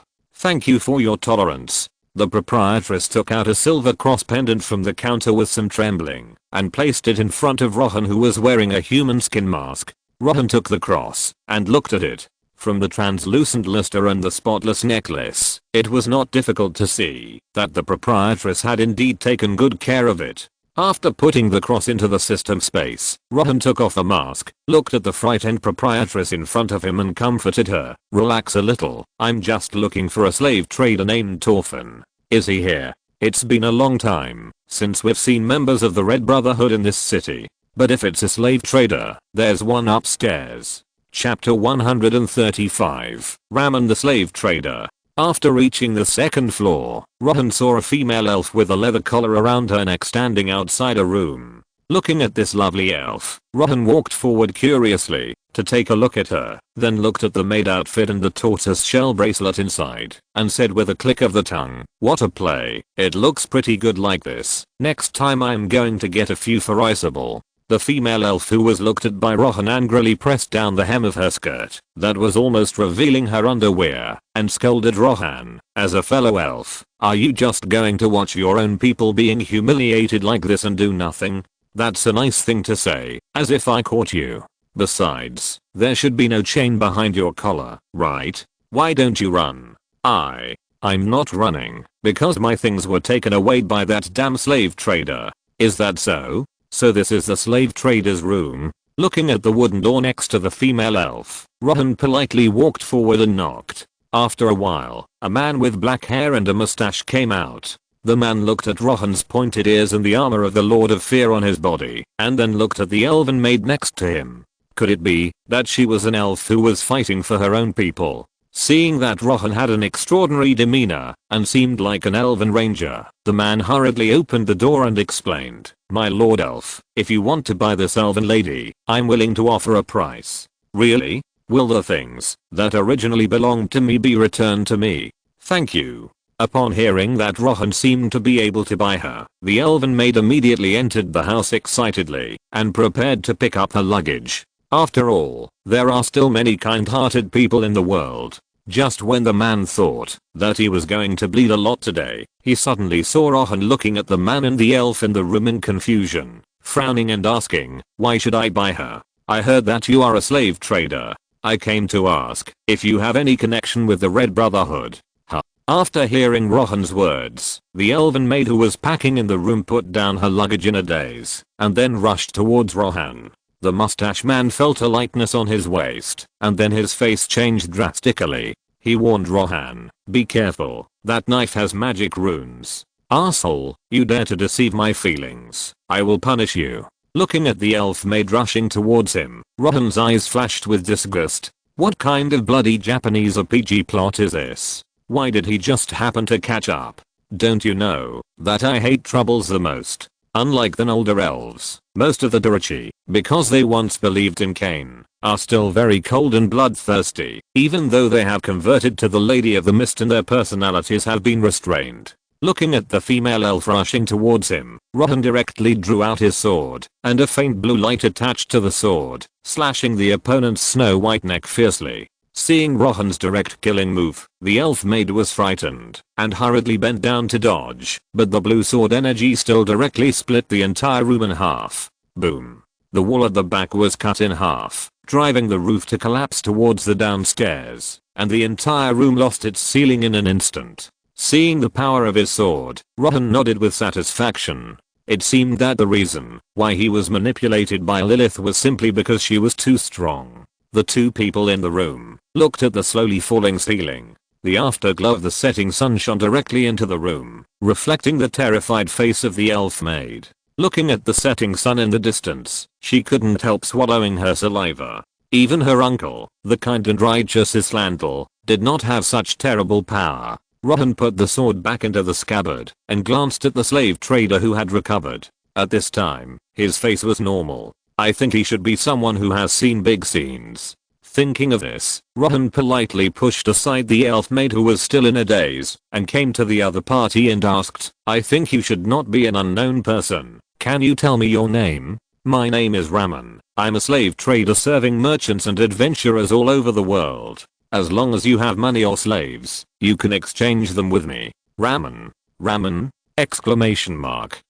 Rohan looked at the middle-aged man in front of him who looked like an honest man with some surprise. He didn't expect that he would meet the famous Raman. As a senior, mount, and blade player in his previous life, Rohan naturally heard of this merchant who shuttled between various worlds to sell slaves. According to many people's speculation, Raman may even have the ability to travel through different worlds and is a slave trader across the world. If he can get the help of the other party, it is not impossible for him to directly open the portal to Warband, Fire, and Sword, 16th century Northern Hemisphere, and other worlds. Thinking of this, Rohan hurriedly suppressed his excitement, stared at Raman's eyes and asked, Raman, do you know the continent of Calradia? Calradia? I don't know what you are talking about, Mr. Elf. I'm from Sinjil in the Principality of Desha, and I have never set foot on other continents in my life. Rohan tried hard to detect any abnormality in Raman's eyes, but whether it was because of his excellent acting skills or he really didn't know, Rohan only saw sincerity in Raman's eyes. Since the other party was unwilling to say, Rohan had no intention of forcing him to ask. After all, the next cooperation was the real business. After finding a chair to sit down, Rohan directly threw the purse on his waist to Raman. Raman was not vague. He took the purse and opened it. It was full of gold coins. Master Elf, what is this? Raman, I know that slave traders like you should collect some good goods, such as the real elite warriors, right? You think too highly of me. There are no elite warriors. They are just rogue knights or robbers who have no money to pay the ransom after being defeated by adventurers or nobles. Raman shook his head modestly. He would not admit how many slave warriors he had. After all, those were high quality goods to be sold elsewhere. Although Rohan was strong, he had not revealed his true identity until now. He would not risk exposing his identity and sell slaves to elves with no background. However, an unexpected backstab still happened. Don't be fooled. Raman knows where the Calradia continent you are talking about is. He once personally insulted a king named Harlos, saying that he offered too little for slaves. The elf maid who had been silent on the side suddenly attacked and said all the complaints Raman had made in the room. Rohan's eyes lit up instantly and he looked at Raman as if he was a pervert looking at an extremely beautiful woman. If you're listening to this novel on a channel other than Fanfic World, it means they downloaded and uploaded it without effort. We cordially invite you to visit our channel, Mundo Fanfic Novelos. There you'll find the original version of this story and you can explore many other novels of various genres. We're waiting for you to immerse yourself in a world of incredible novels. Chapter 136, Winning Over. The sudden backstab made Raman's calmness disappear, and a hint of murderous intent appeared in his eyes when he looked at the elf maid. Damn it, I should have sold this female elf to those nobles of the fierce lion realm who coveted the beauty of the elves. Now she dared to sell me. The elf maid had obviously given up. She was fed up with the revealing maid outfit and Raman's bad taste. Now she just wanted freedom. She also knew that her actions would definitely be retaliated by Raman, so she simply told him everything she had overheard. Raman will sell the slaves of the Penda continent to the king of Calradia named Harlos, and then make a profit from Harlos. After hearing the elf maid tell all his secrets, Raman hesitated for a moment, looked at the disappearing ceiling, and decided to give up resistance. Looking at Rohan with shining eyes, Raman rubbed his temples with a headache, and then asked helplessly, although I don't know why you know the continent of Calradia, I do have the ability to travel through various continents. What are you going to do, Mr. Elf? If you don't mind, can you tell me where you got this ability? Thinking that Raman's ability might be the same as his, Rohan stood up from his chair with some excitement, ready to study and discuss it carefully. After all, Rohan now only knows how to open and close the portal, and the location of each portal to a new world is quite random. If a method can be found to customize and retain the location of the portal, Rohan and his army will no longer have to worry about traveling and logistics. It's a pity that Raman didn't seem to tell Rohan about his plan. After all, who would be willing to share their life-saving trump card? This happened a long time ago, when I was a young slave trader. Well, actually a wizard cursed me, giving me the ability to travel through the world, but I can only use it to buy and sell slaves. Isn't it a very stupid story? Raman originally planned to make up a story, but after seeing the impatience on Rohan's face, he could only answer the other party's question honestly. Rohan was not satisfied with this answer. He thought it would be a legendary story of blessing from the gods or adventures in other worlds, but it turned out to be like this. No dragons, no gods, and no messy adventures. However, Rohan was still very interested in the curse. It always felt a little regretful not to let such a magical merchant who could bring slaves from other worlds join his own. So Rohan, who was obsessed with collecting again, took out the silver cross necklace on his chest and summoned a box of gold from the system space, saying, "Since you are a merchant with the ability to travel through time, you should also know the problem of being lost, which is the most feared by merchants. Are you interested in learning about the Lady of the Mist? Thank you for your kindness, but unfortunately I'm an atheist and have no intention of joining any force or religious belief." Raman looked at the gold and shook his head, rejecting Rohan's recruitment. After all, he prefers the free-spirited life like now. However, he knew very well that Rohan's strength was not something he could resist, and he also saw Rohan's identity, so he solemnly declared, "Master Elf of Dillingang, I promise you that I will provide you with enough slaves every month, even warriors stronger than the older elves." After saying that, Raman swallowed his saliva and looked at Rohan worriedly, always worried that his conditions would not satisfy the other party. After the previous communication, he already knew that Rohan was not one of those older elves who hated humans, but had a relatively docile personality. But those dark elves who said, "What are you looking at? What's wrong with you looking at me on the street?" On the way to the Imperial port, he saw with his own eyes that a team of scouts from the Bacchus Empire were cruelly tortured to death by these elves. And now that he rejected them, would they also kill him? Looking at Raman's anxious face, Rohan sat back in his chair again and began to think. Frankly speaking, if there really were warriors from another world, and their strength was greater than that of the older elves, then he really wouldn't mind spending money to buy them.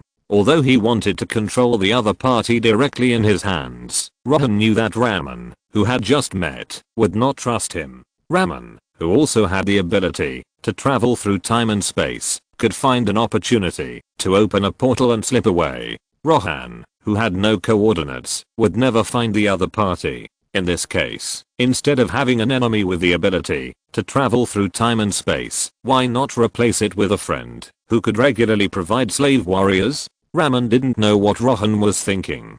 Seeing that the other party didn't respond for a long time, he slowly put one hand behind his back, preparing to force the portal to leave. It's like it. It's really like it. Suddenly, Rohan sighed, which made Raman's tense nerves gradually relax. He loosened his clenched palms and asked, "Do you have any questions?" "Nothing. I agree with your conditions. You just need to send the slaves to the Imperial port every month.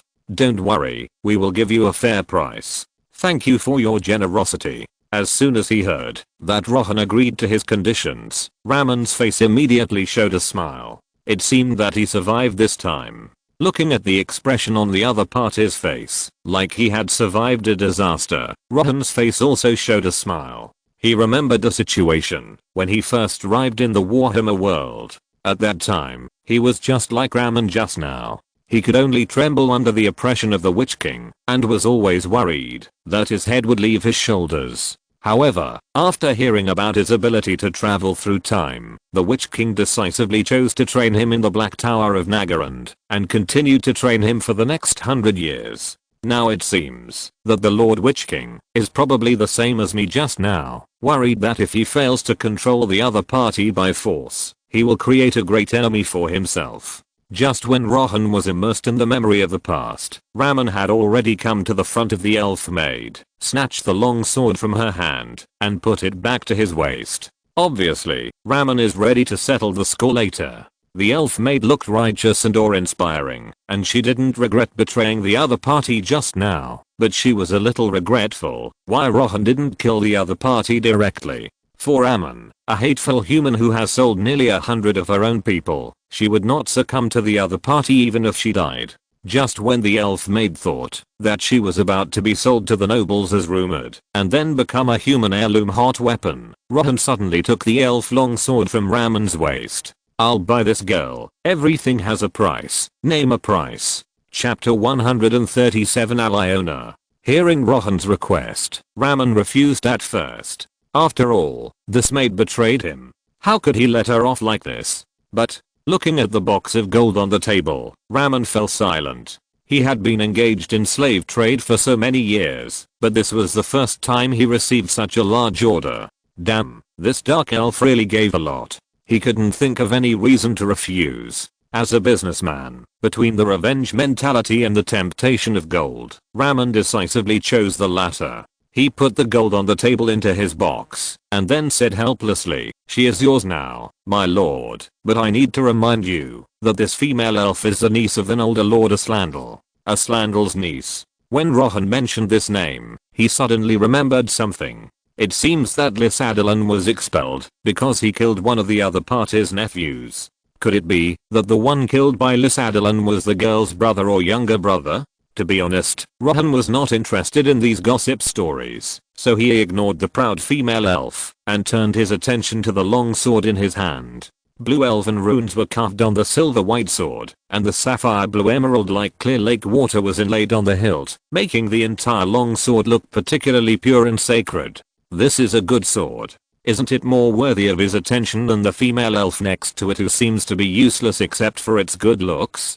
Seeing that the other party didn't seem to take her seriously, the female elf wanted to take back her long sword a little angrily, but Rohan directly put it into the system space and then asked, "This long sword is well made, Raman. Is it an elf magic weapon?" "Hey. Give me back, Nikita. It's a gift from my uncle." Nikita, apostrophe sword of conquest, actually let a niece with such weak strength carry it. You older elves are really a waste. Want me to return it? What a joke. I bought you, so your things are mine. How can I have any right to refute? Afterwards, Rohan directly took out the collar that Lilith had used to lock him from the system space and put it on her neck despite the objection of the female elf. Well, this is called inheritance. Remember, Raman, no matter what you bring, I will give you a fair price. Then Rohan led the rope tied to the collar and left the room with the reluctant elf maid. In the room, Raman looked at the room that was in a mess due to Rohan's sword energy. When he was about to shake his head and complain helplessly, his eyes suddenly noticed the gold in the corner. Hey, he gave too much. I can't refuse it. Inside the castle, Rohan riding a carrot and leading a female elf quickly attracted everyone's attention. The banquet that was about to end was no longer continued. The leaders were very curious about where Rohan kidnapped the female elf. After all, since Rohan intended to negotiate with the older elves, even the older patrol that entered the area controlled by the Black Dragon flag was only warned and driven away. In addition, Rohan's team was basically full of men, so everyone was very interested in this new female elf. Aaron had been waiting at the gate of the castle early. His Teutonic knights often clashed with those Nolder patrols, so he was very aware of the horror of the Nolder female elves. Those female rangers riding golden elven horses, holding enchanted bows and elven scimitars, were all skilled horse archers. Even the Teutonic knights and servants who accepted the faith of the Lady of the Mist could hardly take advantage of these flexible and powerful archers. Therefore, as the Grand Master, Aaron could be said to be the human who hated the Nolder female rangers the most in the entire castle. Looking at Rohan, who was leading the elven maid slowly approaching the castle not far away, Islan couldn't help but ask Lysadillan beside him, "Don't you have anything to say? Lord Rohan brought your people. So what? Anyway, I have been driven away by them. Now I'm considered a free man. Even if I need to attack my people in the future, I will not show mercy." Lysadillan rolled his eyes indifferently. As a mercenary with professional ethics, as long as Rohan can still pay him, he will swear allegiance to Rohan. As for the rest, I don't care. However, as the elven maid got closer and closer to the castle, Lysadillan still curiously poked his head out, wanting to see which unlucky guy was caught by Rohan. However, after seeing the face of the elven maid clearly, Lysadillan was so scared that he shrank back into the city wall, cursing in a low voice. Damn, why is it this guy? Look how scared you are. Is that guy very famous? Compared to Lysadillan, who was hiding, Ileran looked at the elven maid with interest, touched his chin and exclaimed, "The girls of Unolder elves are so beautiful. Now I understand those nobles who bought elven slaves at high prices. They are really worth the price. I advise you not to go after her. That woman is not someone you can deal with." Seeing that Ileran seemed to be planning to take advantage of the elven maid, Lysadillan, who had a good relationship with him, hurriedly advised, "She is the most beloved niece of an older Lord Aslandal, and the daughter of his younger brother who died in the Titan War. If he knew that Lord Rohan treated his niece like this, I'm afraid there would be no need to intervene. When they meet, they will probably fight directly. No, I must talk to my lord about this." Thinking of the possible war between Druki and the Noldor in the future, Lysadillan walked straight towards Rohan without caring about the possibility of his identity being exposed. Sure enough, before Lysadillan approached, the elven maid noticed him, and then rushed towards him angrily, as if she had lost her mind. Rohan, who was sitting on the horse, didn't know what was going on. Seeing that the maid he had just got was going to rebel, he pulled the rope in dissatisfaction. The elven maid who was rushing towards Lysadillan was immediately caught by the collar on her neck. She could only helplessly look at Lysadillan, who was getting closer and closer, and cursed almost crazily. "Lysadillan, you despicable villain, you dared to kill my brother and take away my father's emerald bow. I must kill you. Aliona, it was your brother who came to duel with me first, and I just gave him death according to the tradition of our Noldor tribe, and then took my spoils. You are talking nonsense. My brother is so skilled in martial arts. How could he lose to a scum like you? He must have secretly poisoned my brother." Rohan rode on the horse, looking at the two Noldor elves who were constantly arguing below with a headache, and patted Luobo's head helplessly. "Well, I shouldn't have bought this slave in the first place. Now it's good. I'm in trouble again." Chapter 138 Maid Training. "So, this girl is a niece of Lord Aslandal, and you have a grudge against her for killing your brother?" Inside the castle, Rohan pulled the collar on Ariana's neck with a rope. He didn't expect that he would have an unexpected surprise this time. Letting an elf princess be his maid.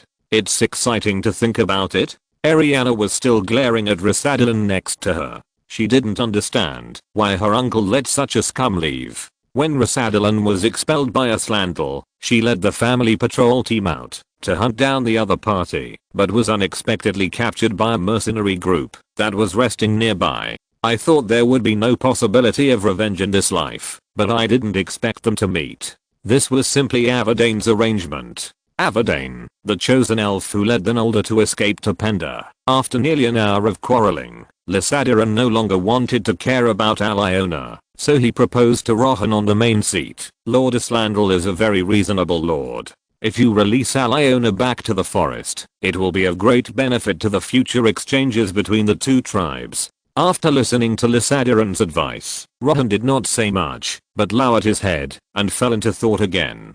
The reason why he returned to the Albion continent to recruit giants was to expand the existing territory as soon as possible, and then connect with the Black Forest where the Noldor elves lived. Now, the niece of the elf lord fell into his hands. Although releasing the other party directly can win the other party's favor, will Durachi need equal exchanges? Please, what Rohan wants is to directly recruit the other party, not equal exchanges. After all, the Noldor elves, who are few in number, have no qualifications to negotiate with him. At that time, it is estimated that there will be some cordial and friendly exchanges. As a male elf, Aslandal may suddenly suffer from breast cancer and die inexplicably. Under this premise, it seems that there is no difference whether the princess of the Noldor elves is released or not. However, Aliona seemed to have not yet recognized her identity. When she heard that Rohan wanted to establish diplomatic relations with her people, she said proudly, "If you want to negotiate with my uncle, then you'd better release me quickly.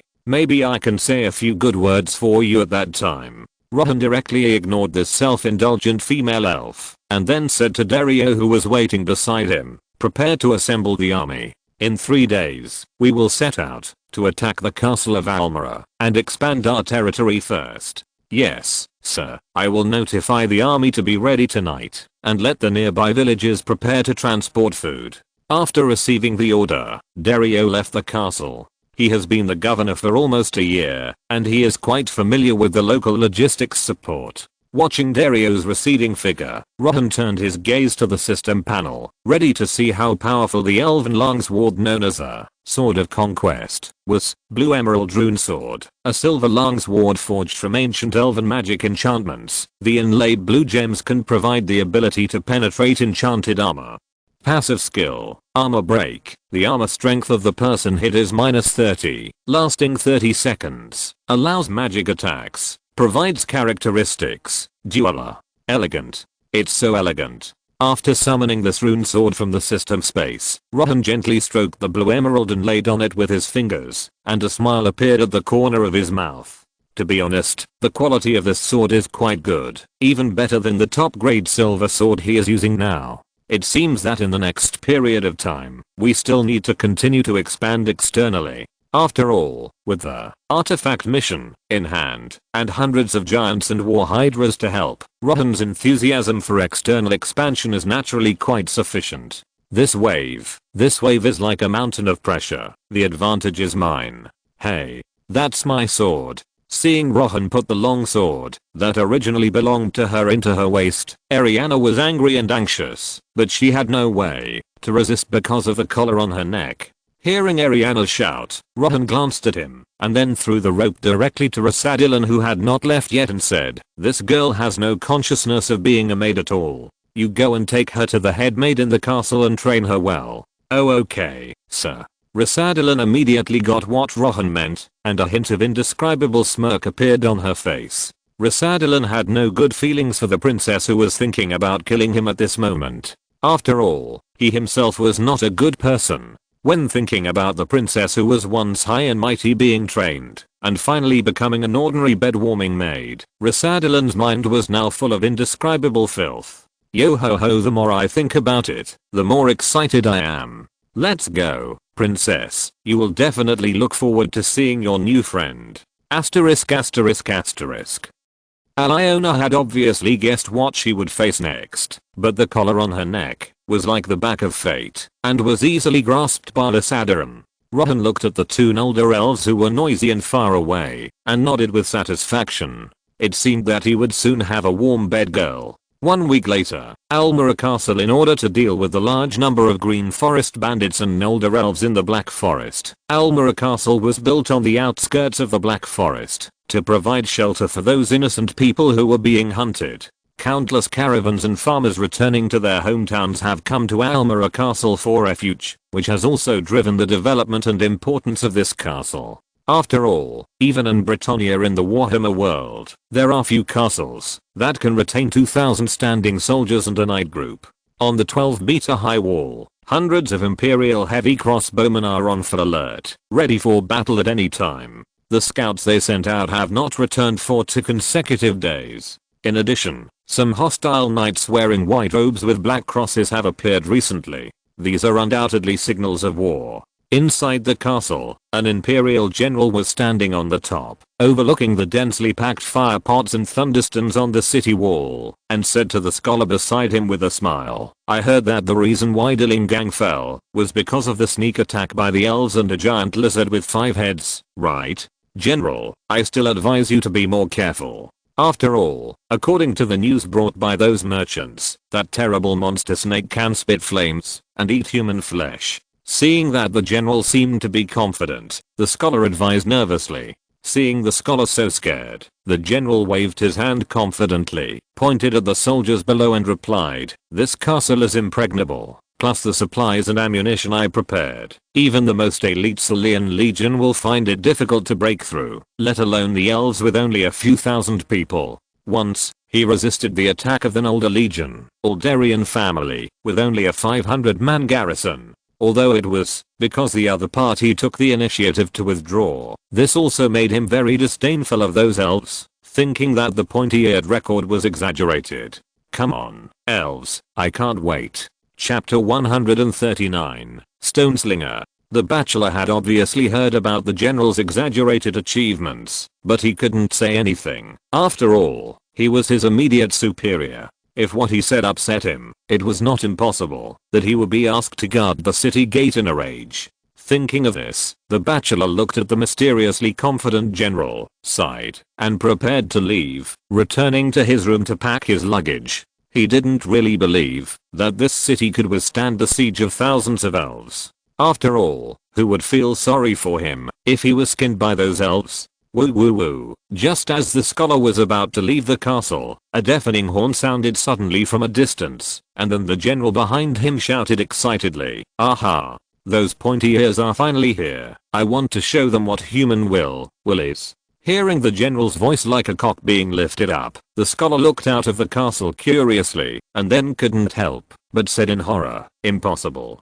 Absolutely impossible. How could there really be giants in this world?" Boom boom boom. As the horn sounded, more and more imperial soldiers came to the wall to be on guard, ready to use thunderstones and rolling logs to attack those enemies who might climb the wall. However, they only heard a series of noises like rolling thunder, and their vision was not as good as the castle, so they had no idea where the enemy was. Several captains were holding shields and broadswords, and they kept shouting to the soldiers around them, "Your eyes cannot detect the elves' bows and arrows, so when the battle begins, raise your shields."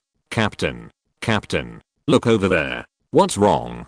Are the javelins you were given not enough, or did you pee in your pants and need me to wipe it for you? Looking at the trembling infantryman, the captain's mouth curled up with a trace of disdain. As expected, he was a new soldier, and his courage was still too immature. However, after glancing at the direction the soldier pointed, the captain's shield slowly fell off, his pupils suddenly shrank into a small black dot, and his whole body trembled. I saw that on the side of the distant hill, more than a dozen huge heads were constantly crawling over from the back of the hill, and the soles of their feet alone were wider than the road leading to the castle. What is that? It's a giant. All troops, prepare for battle. Prepare?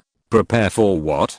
Prepare to be eaten by those giants? No one has ever told us that we need to fight giants. That day, the people of Penda realized for the first time the fear of being dominated by giants and the despair when standing on the city wall. Raw, as if unwilling to be overshadowed, another terrifying beast with 5 ugly heads appeared on the other side of the mountain. The 5 purple and red heads stared at the giants around them, and at the same time, they kept spitting out forked red tongues with venom, and shaking their tails. Although they had been together for a week, the War Hydra was still deeply wary of these huge colleagues. The scholar stood on the top of the castle, excitedly observing the War Hydra in the distance with a telescope, and said in a trembling voice, "Is that the snake monster that appeared in the Imperial port? I didn't expect that there would be such an ugly and terrible existence in this world.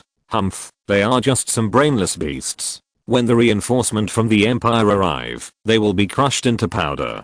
The general retorted with an ugly face, but still picked up the ebony sword next to him, and prepared to fight with the soldiers on the city wall. Almera Castle is not far from Boshi City. As long as they can hold on for a while, the powerful reinforcement from the Empire will arrive. But the soldiers on the city wall don't know this. Even if they know it, they don't care. After all, the oppression brought by the giants is too strong. Just when the soldiers were feeling desperate because of the constant approach of the giants suddenly stopped in the suburbs nearly 1,000 meters away. Looking at the few large heavy crossbows on the wall of Amela Castle, the giant fam couldn't help but touch the slingshot on his waist and taunted, "Look at these humans. They have so much free time to fight each other. Don't they have time to develop weapons?" The thunderous voice scared all the humans. Although they couldn't understand what the giants were saying, it undoubtedly proved that the giants were intelligent.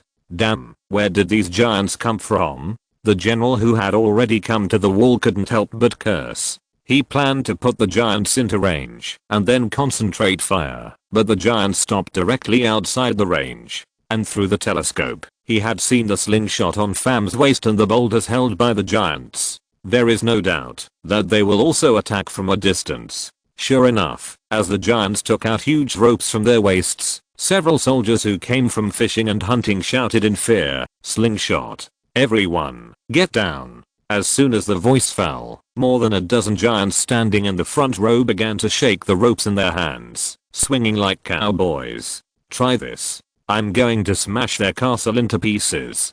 Ha ha ha, this is much more fun than throwing stones." Since these slings were woven from vines, summoned by Isabel using life magic, and time was tight, only a dozen could be made. Therefore, only those who were qualified to use slings were gifted archers, who had to be able to hit a tree at least 500 meters away. The other giants who didn't get slings could only stand aside and watch with envy, throwing tantrums like children who didn't get toys. The giants were having so much fun, but the soldiers of Almera Castle were in trouble. The slings fired by the giants were superior to ordinary catapults in both power and range. The Imperial soldiers could only hide under the battlements, hoping that their walls were strong enough. However, the reality was not as they wished. The once strong walls soon collapsed under the bombardment of huge stones, and the weak city gates were directly smashed to pieces. The general, who had been ready to die with his soldiers, had already hidden under the steps. Looking at the increasing number of gaps in the city wall, he said in horror, "Such a terrifying power. I'm afraid even the artillery of the Barclay Empire is not so powerful." He had witnessed the scene when the Barclay Expeditionary Force landed, but even the artillery of the Barclay Empire could only destroy the weak points of the city wall. But now, this falling rock like a fairy scattering flowers directly shattered his common sense, and even made him doubt the future of the Empire. Bacchus.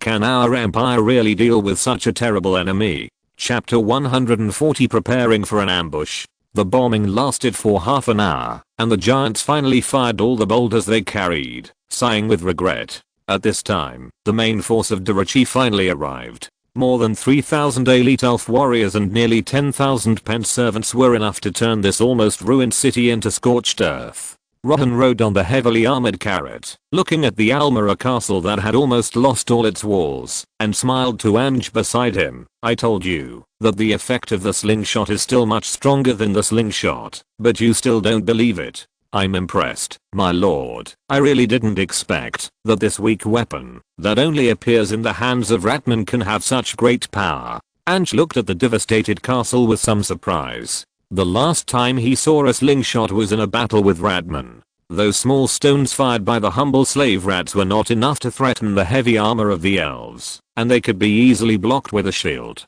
Even slightly stronger rats like the sewer rat could only leave some dents on their armor with their slings. But the boulders launched by the giant slings were as powerful as cannonballs. Except for the slow firing rate caused by the need to swing the rope, there were almost no disadvantages. It was a perfect war machine. The giant Fam dropped the sling in his hand and took a deep breath. After swinging the rope for half an hour, even the strong giant felt a little tired. Looking at the Almera castle, which had no ability to resist, Fam couldn't help swallowing his saliva and asked Rohan at his feet, "Can the giants take the lead?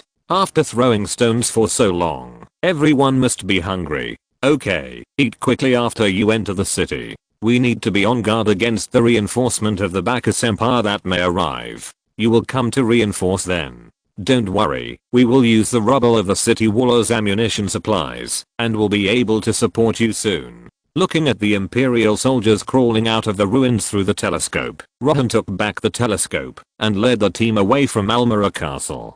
His goal was not this worthless castle from the beginning. The Imperial legions that came to support him were his main target. According to the news from the Imperial believers who converted to the Lady of Mist, 6 Imperial legions were stationed in the nearby Boshi city, with a total of 30,000 Imperial Legion soldiers. Such a large army also has the advantage of defending the city. Even if Rohan now has the help of giants, it is estimated that he will have to pay a painful price. Therefore, the purpose of attacking the castle of Amela is not to attack the ants in this castle, but the tens of thousands of Imperial legions are the main course. After getting the permission from Rohan, the giants excitedly picked up their clubs and warhammers and rushed towards the Imperial legions that were scattered and defenseless. The general, who finally crawled out from the ruins, looked at the soldiers around him. Their faces were full of fear, and their hands holding the spears could not stop shaking. Seeing this, the general suddenly pulled out the sword that had been smashed into 2 pieces and shouted to the soldiers who tried to escape, "Don't run away, no matter how fast you run. Can you be faster than the giants? All the surviving soldiers, prepare a defensive formation." Hearing the general's shout, the soldiers who had been somewhat scattered finally gathered reluctantly and arranged in square formations to resist the giant's attack. However, when the giant who rushed to the front raised his club and easily smashed dozens of soldiers into meat paste, the general knew that it was all over. The end of Almera Castle, a village under Almera Castle, Pavlin. Since the belief of Lady Mist has begun to spread, this small village that has converted to the faith has not been eroded by the female snake god. Lady Mist has returned their faith.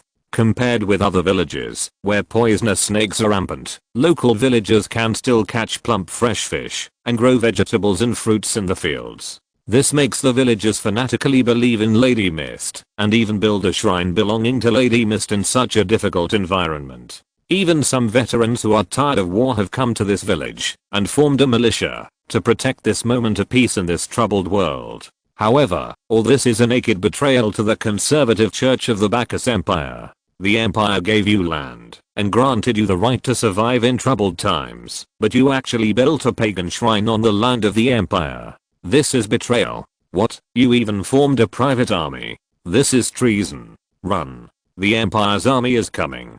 Along with the terrified shouts of the sentinels at the entrance of the village, a blanket of fire arrows fell from the sky into this peaceful and harmonious village. Hundreds of Empire cavalrymen armed with light crossbows broke through the weak fence at the entrance of the village and continuously shot the fleeing villagers with crossbows. Run. The Empire is going to massacre the village. Why? What did we do wrong? They want to kill us all. Brothers, quickly cover the villagers' escape. The militia tried to resist the massacre with hunting crossbows and boar spears, but how could the untrained villagers be a match for the Empire's elite army? The wall-shaped charge composed of heavy cavalry easily smashed the shields of the militia and crushed the innocent villagers to death. Less than half an hour later, the whole village fell into a dead silence. In addition to the scattered ruins and ashes on the ground, there were only the Empire soldiers who were burning the shrine. Every soldier's face was filled with solemnity. After all, they had burned villages in other countries before, and this was the first time they burned villages in their own country. Not far from the village, a huge army of tens of thousands of people was marching towards the Almera Castle. From the javelins they carried, and the black iron spears in their hands, it was not difficult to see that this was an elite force. General Agathon, all the pagans have been killed, and the traitors who tried to resist have also been cleared out. An imperial knight in charge of the army came to General Agathon to ask for credit, with a flattering smile on his bloody face. Looking at the smoke rising slowly not far away, General Agathon knew that it was the burning village of Pavlin, so he asked expressionlessly, "Well done, glorious knight. We have successfully massacred an imperial village that had no power to resist, and our hands are stained with the blood of our compatriots. What other awards do you want?" "General, the Emperor's order is to show no tolerance to these pagans. We should not be merciful to these pagans." Hearing General Agathon's rebuke, the Imperial Knight did not feel any remorse, but instead refuted in a sarcastic tone. He was a knight belonging to the Legion. Although he nominally obeyed General Agathon's dispatch, he was not the opponent's subordinate, so he was naturally not afraid of the opponent. Chapter 141, Phoenix Dances in the Sky. Looking at this knight who dared to contradict him, General Agathon was so angry that he wanted to kill this scum immediately. Don't they know what is shame? But after looking at the knights around him who turned a blind eye to this, General Agathon could only sigh helplessly. There was no way. Although he was appointed to lead these 6 legions, only 2 of them were his own troops, and the rest were transferred by other generals. He couldn't impose too severe punishment on these knights who launched the looting without authorization, so he could only say helplessly, "The elf army is likely to notice the black smoke burning in the village. Next, don't act without permission." "Yes, sir." The knights accepted General Agathon's instructions respectfully and humbly, but turned around and took the soldiers to divide the looted spoils. In fact, these imperial knights did not have much piety for the harvest goddess Damia. The reason why they launched the looting was simply to improve the food and publicize their piety by the way. Looking at these knights who were both inexperienced and playful, General Agassan closed his eyes helplessly. The noise along the way was so loud that it would undoubtedly attract the attention of the elves. Now he could only pray that the scouts he sent out could play a role and eliminate all possible ambushes. After all, according to the news from the spies in Dilingang, the number of elves was not large, and with only about 10,000 human recruits, it was unlikely that they would fight head-on. Looking at the Imperial army behind him, which was like a mighty force, General Agassan's inner uneasiness was relieved and replaced by a sense of confidence. No matter what, the war force is 30,000 to 15,000, and the advantage is mine. Even if it was simply a matter of numbers, he was confident that he could encircle and wipe out these elves while retaining his own troops. Half an hour later, looking at the neatly arranged army formations in the distance and the Black Dragon battle flag hanging high in the center of the army formations, General Agassan and the knights discussed in surprise. It shouldn't be like this. They are obviously at a disadvantage. Why would these elves adopt the tactic of frontal combat? And isn't it said that the elves have a low birth rate, so they rarely use large-scale combat? Hahaha, maybe they know that they will eventually be defeated by the Imperial army, so they plan to die heroically. Except for General Agassan and some cautious knights who are a little confused. Almost all the warriors are optimistic and think that this will be a perfect victory. At the same time, they have noticed the war hydra behind the elf battle formation. Although the huge body of the light makes some warriors a little afraid, the knights are not afraid at all. According to the snake worship deserters they captured during the siege of Dilingang, they already know that heavy crossbows can hurt war hydras. During the siege of Dilingang, some VIP warriors blessed by the serpent god had chopped off the heads of the war hydra with heavy axes, and even nearly killed it. Although after each battle, the war hydra would grow its head again after constant eating and resting. This also made those countries that were concerned about this war feel relieved. Fortunately, as long as it can be killed, it's fine. Agathan also knew this information, so in his 30,000-man legion, almost all of them were equipped with armor-piercing heavy javelins, and there were thousands of heavy crossbows ready to participate in the battle at any time. As long as the monster dared to approach the phalanx of the Empire, thousands of javelins would shoot it into a hedgehog in an instant. Looking at the penned vassal army in the distance wearing half-body plate armor and pod helmets, holding spears and kite-shaped shields, General Agathan's face showed a hint of pride. How could an army with such simple equipment be a match for the Empire Legion? The whole army is in a defensive formation. We are not in a hurry. We can fight a war of attrition with them. After receiving an extended heavy lance from his attendant, General Agassan waited patiently. As long as the elves dared to launch the first attack, the powerful Imperial army could rely on the advantage of numbers to slowly and cruelly crush the vassal army. General Agassan did not know at this time that the elves were also waiting for the Imperial army to launch the first attack. Black Dragon banner army formation strange. The Empire, which obviously has the advantage in numbers, did not drag it out.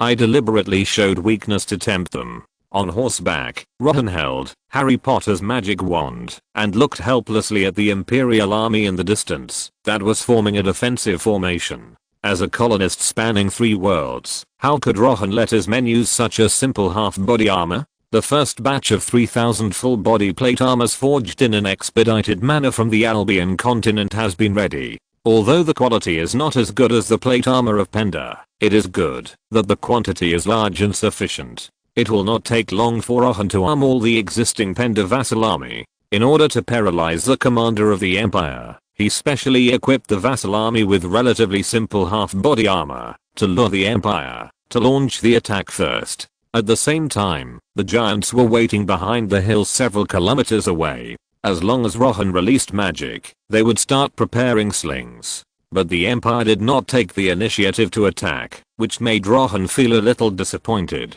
To be honest, he was looking forward to seeing the horrified expressions on the faces of the Empire soldiers after seeing the giants. It must be very interesting, right?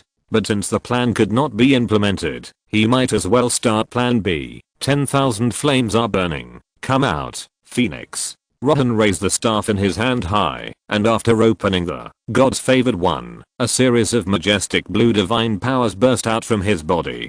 Clang, accompanied by a pleasant phoenix cry. A huge fire phoenix with a wingspan of dozens of meters slowly condensed from the air, emitting a scorching light. Lady of the Mist, is this really magic? Even the sorceresses of Goran don't have such great power. This is the fire phoenix of Ulthuan, symbolizing that one day we will kill all the Phoenix Kings and present the Phoenix King's crown to the Witch King. Everyone, including Dario, looked at the flying phoenix in his mouth in amazement and exclaimed sincerely, "What a beautiful phoenix." Even Dorichi, who had never set foot in Ulthuan, felt a little nostalgic for his hometown. However, in the eyes of the soldiers of the Imperial Legion, this scene was completely the embodiment of fear. This was not a phoenix at all, but the arrival of the evil god. Looking at the soldiers who were retreating nearby, General Agassan tried to hold down his restless horse, raised his lance and shouted, "Hold steady, that's just a trick of the elves, trying to launch a surprise attack when we are unprepared." Looking at the dazzling phoenix flying not far away, feeling the stinging pain of the skin being burned, even the most loyal warrior couldn't help cursing in his heart, how can this be fake? It's obviously more real than real gold. Chapter 142, Battle. Disperse. Seeing the fire phoenix approaching, General Agassan frantically drove his warhorse to dodge, and at the same time, he did not forget to yell at the soldiers who had not yet reacted. Since the Imperial army used a defensive formation, the fire phoenix controlled by Rohan was like a gluttonous snake, constantly devouring the squares that failed to disperse in time. Seeing the former elite warriors of the Empire throwing away their armor and helmets under the attack of the Fire Phoenix, General Agassan could not help but mutter, "Impossible, absolutely impossible. How could there still be such a thing as magic in this world?" If he could still maintain basic rationality for the War Hydra, and think that it was just a mutated giant lizard, then Rohan's Fire Phoenix completely overturned his cognition. Although this was a middle magic world that once had world-destroying magic, since the Cinder elves blew up their own continent, even the older elves could only live on the old capital of their ancestors. What's more, the continent of Pendor is a medieval country like Britannia, and no magical creatures have ever appeared before. Even the rune weapons of the older elves are just a forging technique with special materials in the eyes of humans. But now, General Agassan looked at the Fire Phoenix circling in the air, and then looked at the wooden lance in his hand, with a trace of despair in his eyes. He knew that neither the Bacchus Empire nor the other four countries could be the opponent of such an existence. The Pendor continent is about to change its owner. The bombing of the Phoenix lasted for half a minute. Rohan finally slowly put down the staff in his hand that was hot due to overload, and said with emotion, "I didn't expect that I could last so long this time." It seems that learning the release method of magic through dream recall is still useful. According to Rohan's own research, he has gradually been able to master the flow of divine power in his body when releasing 10,000 flames. After this period of experimentation, he has been able to use the magic in his body more skillfully, and can even summon a small phoenix alone without relying on divine power. Almost, after suffering such a loss, how many generals in this low magic world can remain calm? After blowing away the scorching air in the air with his wand, Rohan continued to sit leisurely on the horseback, looking at the Imperial army formation that had fallen into chaos through a telescope. Under his control, the flames of the Phoenix covered at least nearly 10,000 Imperial soldiers. It is conservatively estimated that more than 1,000 soldiers were burned to death on the spot. Through the telescope, Rohan has seen a dozen fleeing light infantrymen and the troops behind the Empire. Although they were soon chased and killed by the Imperial cavalry responsible for supervising the battle, Rohan could see that these soldiers were getting restless. I believe that it won't be long before the Imperial Legion, which lacks long-range vitality, can't stand the passive situation, and is ready to launch an attack. Thinking of this, Rohan turned his eyes to the hills in the distance behind him. Such a big commotion must have been seen by the giants who were still chewing bones. The Imperial army array looking at the soldiers howling in the sea of fire. The knights who had escaped the disaster with their speed advantage gathered together and said to General Agassan, "General, we can't just passively take the beating like this. Let the knights charge." Yes, General, if those evil elves release magic again, our army might collapse. The Imperial Knights were excited. When had they ever suffered such a humiliation of being at the mercy of others? Therefore, they all asked General Agasson for orders. For the knights who were full of glory in their hearts, they would rather die on the road of charging than die tragically under magic like those low-level soldiers. Looking at these knights who were not his own, General Agasson pretended to hesitate for a moment, then nodded and said, "I allow you to lead the cavalry on the right wing to attack, but please be careful. No one knows what strange magic those names have." "Yes, General. We will chop off the head of that elven wizard and present it to you." After receiving the order, the Imperial Knights excitedly went to the right wing to assemble troops, ready to attack the elves' positions. They also knew that General Agasson had bad intentions, but they didn't care. This time they had a total of 600 Imperial Knights with the army, plus nearly 3,000 heavy cavalry equipped with lances. Even the older elves could not resist such a torrent of steel.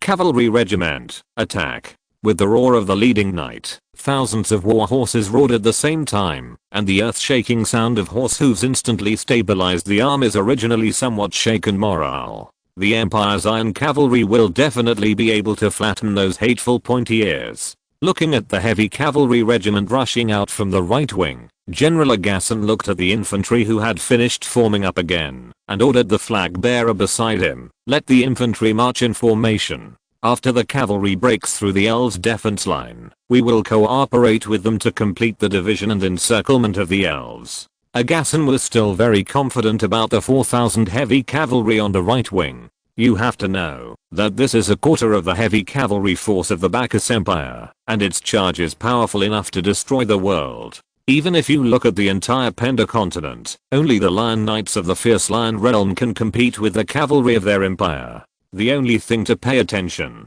to now is the monster with 5 heads. Humph, evil elves, let me show you the ambition of mankind. Line up. Prepare to resist the cavalry. The Penda servants took up their spears one after another, looking at the cavalry rushing towards this side from a distance, and they were a little scared in their hearts. It was not because they were afraid of fighting.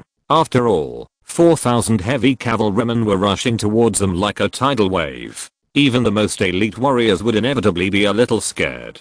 Fortunately, they were not fighting alone. Shoot!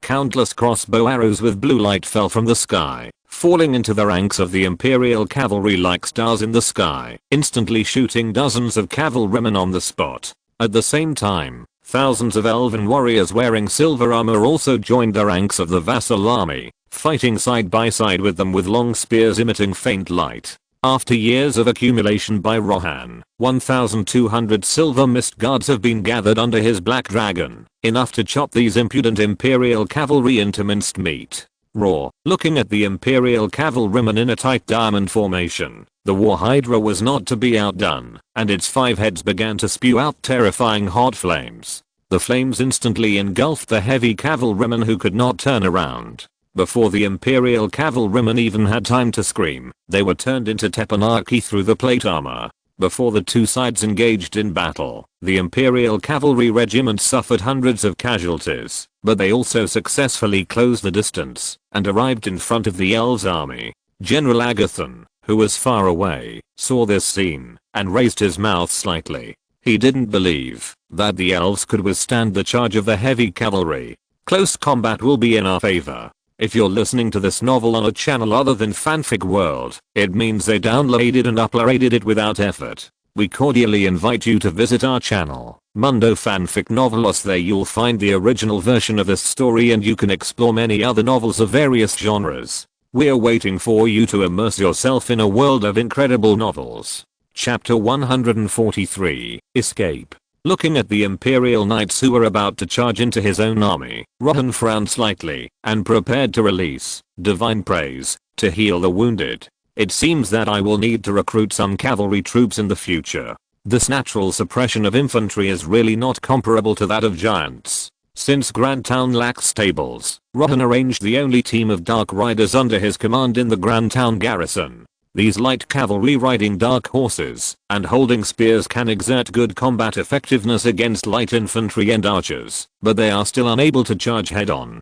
In the military system of Durachi, there are not many cavalry, and the only heavy cavalry that can charge are the Cold Lizard Fear Knights.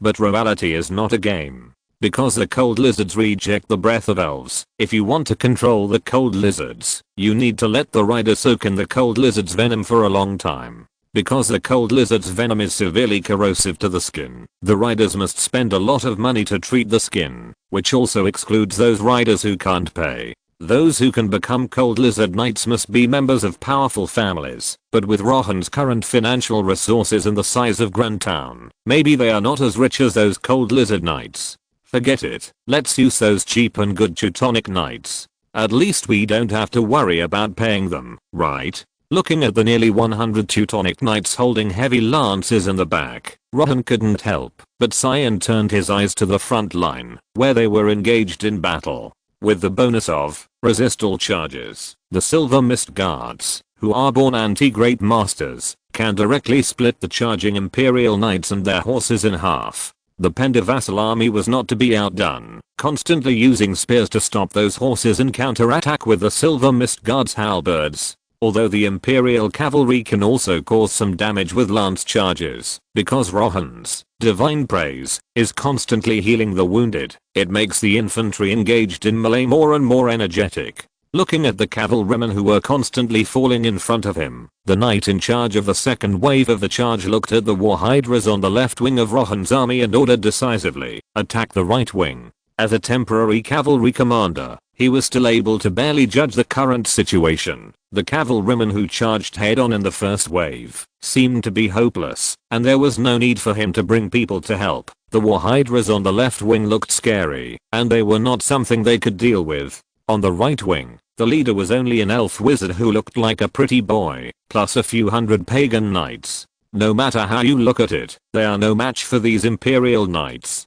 Thinking of this, the Imperial Knight set up his lance, pointed at the pretty boy holding those small branches, and shouted, "Charge! Kill that pretty boy!" Rohan, HMM. Looking at the hundreds of Imperial Knights rushing towards him, Rohan couldn't help but blink, and asked and who was in stealth mode. "Little white face? Is that uneducated monkey talking about me? How dare he? My lord, it may not be about you, maybe it's self-mockery." Hearing Rohan's question, Anj couldn't help but look at the more than 300 silver mist hunters around him who were also in stealth mode, and his heart was full of confusion. Yes, how dare he? Anyway, as the Imperial Knights gradually entered the range, the personal soldiers responsible for protecting Rohan began to pull the trigger one after another. In an instant, countless enchanted armor-piercing crossbow arrows shot at the charging Imperial Knights, easily piercing their plate armor. Looking at the blue rain of arrows, the leading knight's pupils shrank suddenly and subconsciously wanted to order them to disperse, and shot their heads and fell off the horse on the spot. The sudden appearance of the Silver Mist Hunters caught all the Imperial Knights off guard. Although they still tried to block the crossbow arrows with their shields, hoping to hit the elves' ranks with their weight, it was a pity that the horses under their crotches did not have shields. Prioritize shooting at the horse's head. We have no shortage of horses. With Rohan's cruel order, hundreds of horses at the front of the Imperial ranks wailed and fell to the ground, slowing down the speed of the cavalry behind them. And those seriously injured knights who barely rushed to the vicinity of Rohan would be easily dealt with by the Teutonic Knights behind Rohan.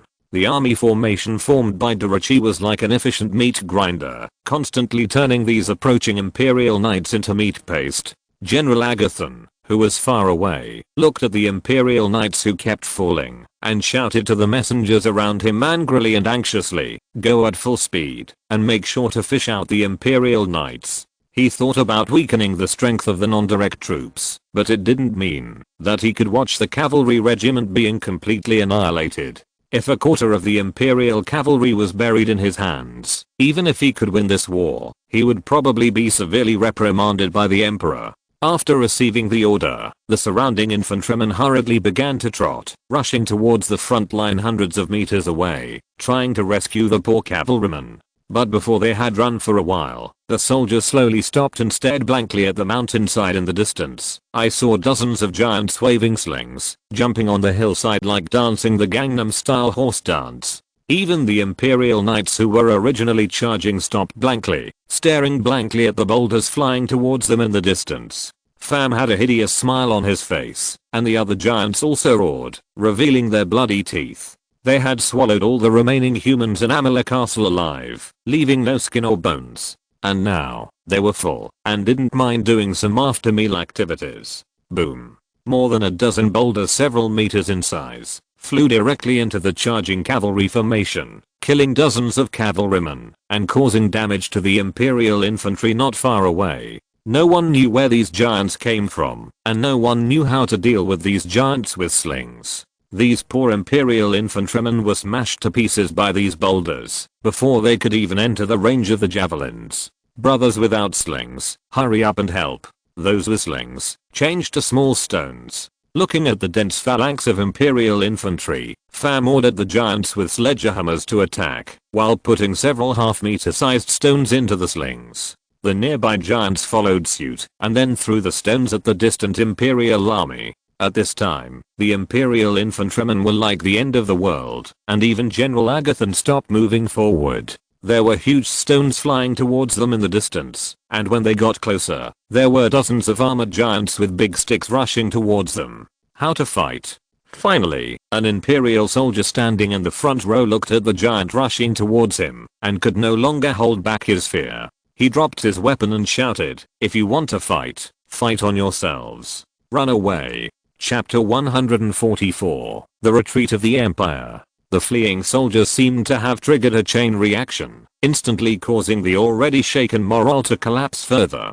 Looking at the soldiers fleeing on the front line, General Agathon jumped off his horse and rushed to the front line with the guard knights, shouting to the people around him with all his strength, "Don't be afraid, soldiers, the time to die has come. For the goddess Daemir and the Empire, we can't let such monsters enter the Empire. Think about your family, think about your relatives and friends. Do you want them to face such fear? We must stop them." After hearing General Agathon's inspiring words, the soldiers at the forefront were inspired and slowly stopped retreating. The military qualities of continuous training in daily life made the Legion soldiers instinctively carry shields and javelins and look at the approaching giants with fear but determination. Yes, if they just put down their weapons and run away, wouldn't they become the sinners who let the giants enter the Empire?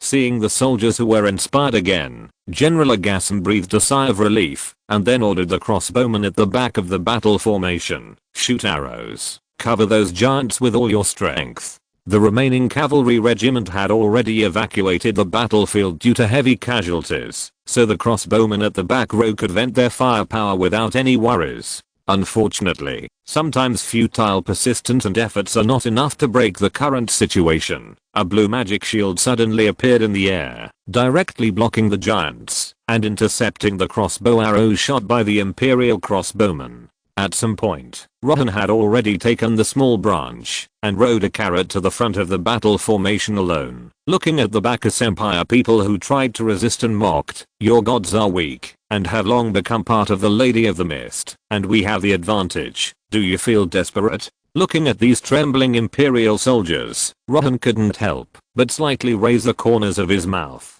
This low end game feels pretty good.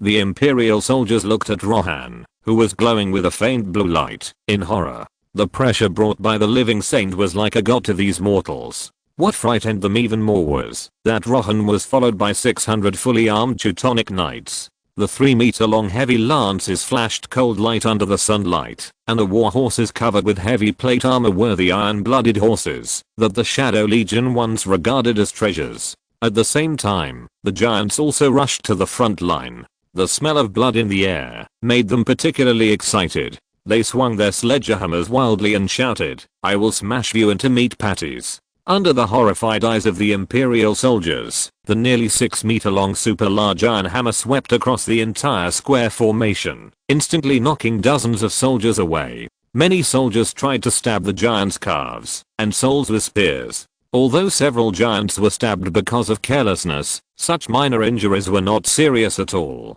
Even the heavy crossbows that the Empire once prided itself on could not cause any damage to their half-meter thick heavy armor. Looking at the Legion soldiers being decimated by the giants, and the Teutonic knights charging in the distance. General Agathon murmured, "Damn, can such monsters only be killed by catapults or crossbows?" From the moment the giants appeared, General Agathon knew that this was a battle that was doomed to be unwinnable. Now he just wanted to save as many troops as possible. As long as the remaining soldiers could be safely withdrawn to Boshi City, there was still a possibility of fighting with the solid city walls. Looking at the few remaining knights around him, he slowly closed his eyes. After a moment of silence, he issued his final order as a commander. The 1st and 3rd legions and the affiliated knights all stay, and the rest of the legions immediately leave the battle and retreat towards the direction of Boshi City. General, I have to remind you that the 1st and 3rd legions are your direct troops.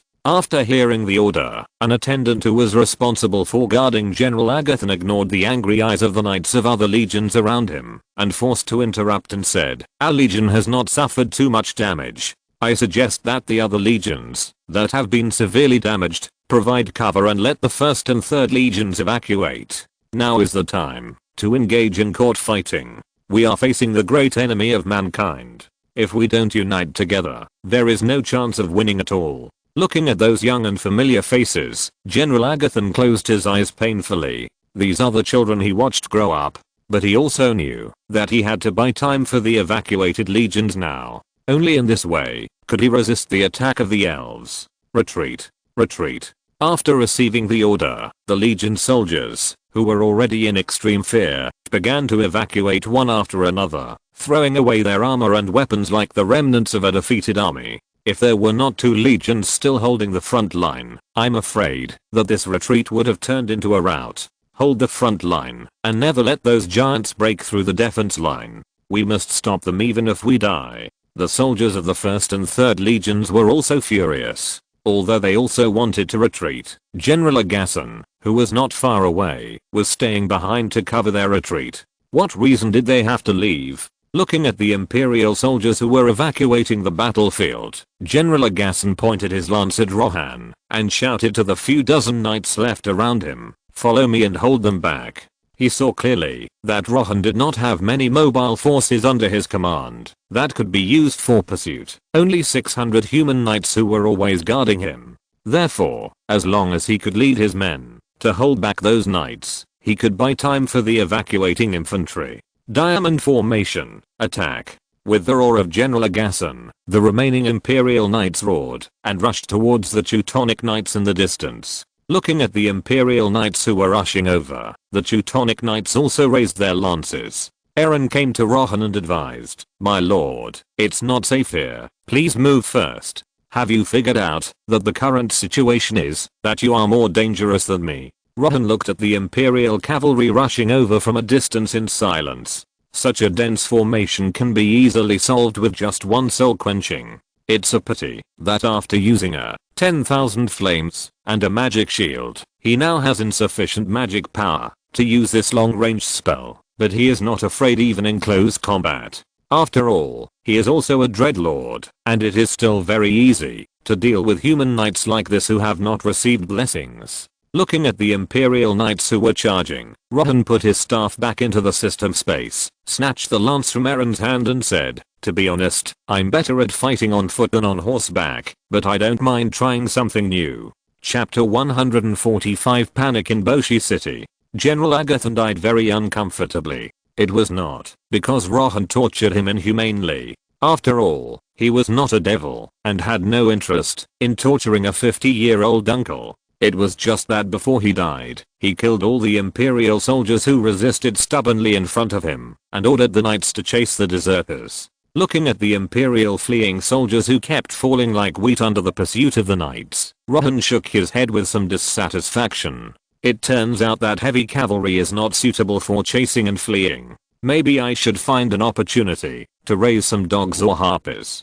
Since the giants joined, Rohan's troops no longer lacked long-range heavy firepower and melee terror positions, but they were always at a disadvantage in cavalry. The Dark Knights were too fragile, and it was difficult to play a big role in Penda, a world that was not short of heavy cavalry and archers. The Teutonic Knights who had not received the blessing were only suitable for charging. Although they could compete with the chivalrous Knights of Britannia in terms of combat effectiveness, They were just mortal bodies after all. Maybe we should consider asking Lady Mist to get some foot washing water for them to drink. Report the losses, clean up the battle. Forget it, set up camp here, and continue moving forward after eating. Our goal is Boshi City. After the battle, Rohan wanted to continue moving forward and take Boshi City in one go, ending the battle with the Empire cleanly and neatly. But after looking at the giants and war hydras who were already eating too much, as well as the Penda vassal army who were a little tired due to the fierce battle, Rohan still thoughtfully ordered them to rest. After all, they are his own children, and they don't need a bite. There is still plenty of time, not to mention that this place is far from Boshi City. The Empire's defeated army, which has lost most of its mobile forces, is still infantry, and their escape speed may not be as fast as their march. Thinking of this, Rohan jumped off his horse, threw the blood-stained broken lance in his hand to Aaron, and came to an elf stove and shouted, "This bowl is mine." After each battle, the bloodthirsty Darachi would eat meat and drink wine to celebrate the victory. The smell of blood in the air is the best seasoning. Even Rohan can't escape it, and he can't wait to have a bowl of meat soup to satisfy his craving. One day later, in the palace of Boshi City, those giants would throw huge stones with slings, smashing my comrades into pulp, and even grabbed my friends and ate them in battle. Yes, those elves are simply devils. I saw General Agassan being stabbed in the abdomen by the elven lord with a lance, and he licked the general's blood. That's right, that elven lord is a wizard. He can even summon hundreds of meters of fire dragons by sacrificing human souls. Several deserters who were tied up were escorted to the Lord's Hall. While receiving treatment from the Knights of the Glorious Cross, they cried about their experiences on the battlefield. In their mouths, Rohan completely became a murderous perverted wizard, and the giants became monsters who like to eat human flesh. If Rohan were here, he would definitely protest the slander of those soldiers. What the hell? Sucking human blood and sacrificing souls. How can he be said to be a vampire wizard? Unfortunately, Rohan was not here, so the local nobles could only learn about Rohan and the elves through the news of these deserters. Hearing that the highly respected General Agassan was beheaded and was blasphemed by the elves after his death, many noble women burst into tears on the spot. How could it be? Such a kind and harmonious Grandpa Agassan actually. Woo woo woo, evil elves, we will definitely take revenge. We should erect a monument for General Agassan and those knights who died bravely in battle.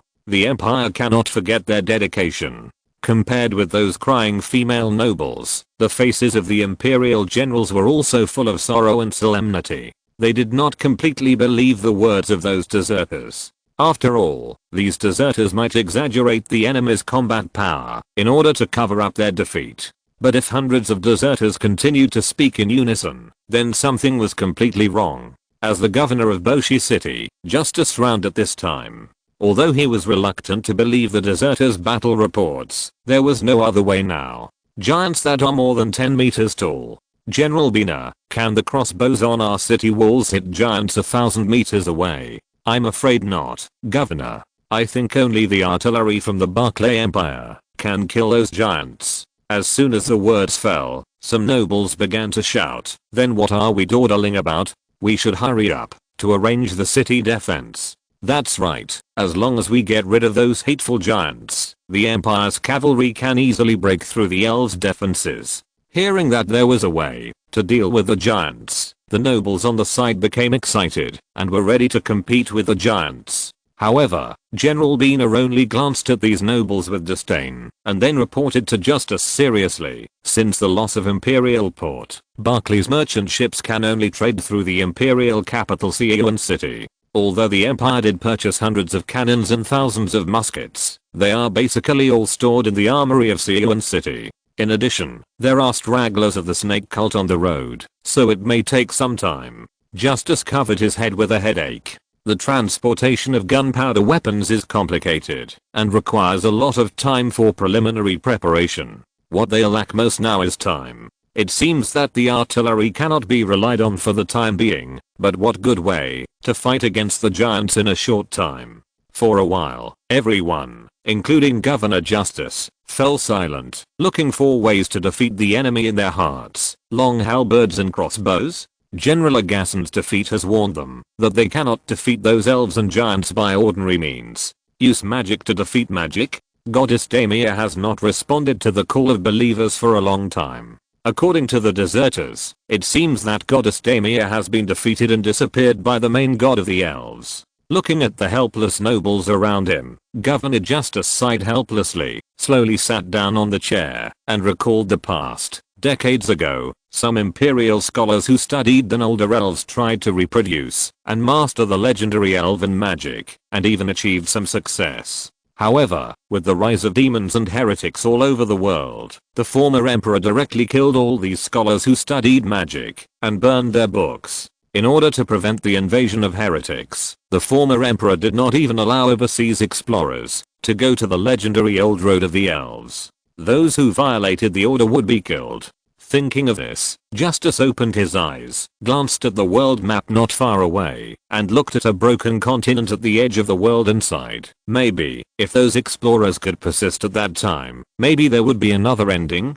Chapter 146 Return to Grand Town. Wolvenberg is a transportation hub within the former empire. Wolvenberg was now deserted and no one was defending it. In order to resist Rohan's attack, the City of Knowledge had recalled most of the garrisons and the surrounding fortresses. Therefore, this empty castle was used by Rohan as a temporary assembly point to gather supplies before the siege. Since the Albion continent was completely unified, the entire country was thriving under the leadership of Isabel, providing Rohan with a steady stream of taxes and food. Every month, more than 100,000 gold coins were sent to his small treasury, enough to make Rohan a wealthy dreadlord. Inside the castle, Rohan looked at the supplies that were constantly being transported in through the portal outside, and couldn't help but worry about Isabel, who was eager to try behind him. "Dear, are you sure you can command an entire army?" His impression of Isabel was still the image of the somewhat delicate princess a year ago, and it was really hard to imagine her leading troops in the front line. And although the Bacchus Empire does not have ultra-long range weapons, Rohan does not think that Dillingang will be helplessly slaughtered by him. The next battle will test the ability to respond on the spot, and Isabel cannot be allowed to mess around on the battlefield. Isabel saw the worry in Rohan's eyes, so she raised her arms like a strongman, showing off her slightly bulging muscles and smiled. "Please, I'm now the empress above thousands of people.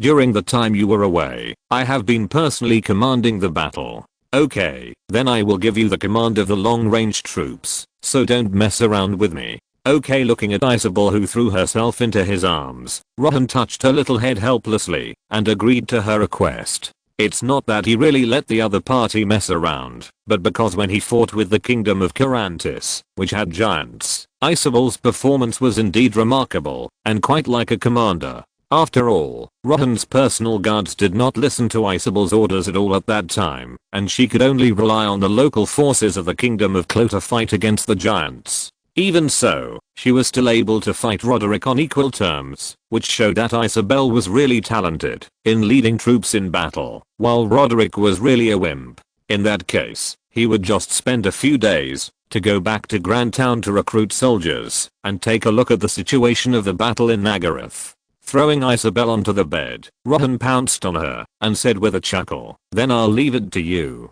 Omitted from the extra chapter, Warhammer World, Grand Town. Rohan walked out of the portal slowly in a good mood, looking at the many Durachi youths on the street and the Black Tower that symbolized the status of the Lord, and said with some surprise, "I didn't expect that Grand Town would change so fast in just 1 year." When he left, Rohan had ordered the mayor of the town to recruit those homeless war refugees. Now it seems that the effect is very good. On the dock not far away, Rohan could even see some sailing boats belonging to the Shadow, which were constantly carrying spoils and slaves. Apparently, these shadows who were not selected to become silver mist hunters secretly took on a lot of private jobs while Rohan was away. The streets were also full of slave owners driving their slaves, constantly selling their goods to the surrounding Durachi civilians who were out for a walk. Most of these slaves were prisoners of war brought back by Rohan during his expedition to another world. Because there were so many of them, they had not been consumed even after a year.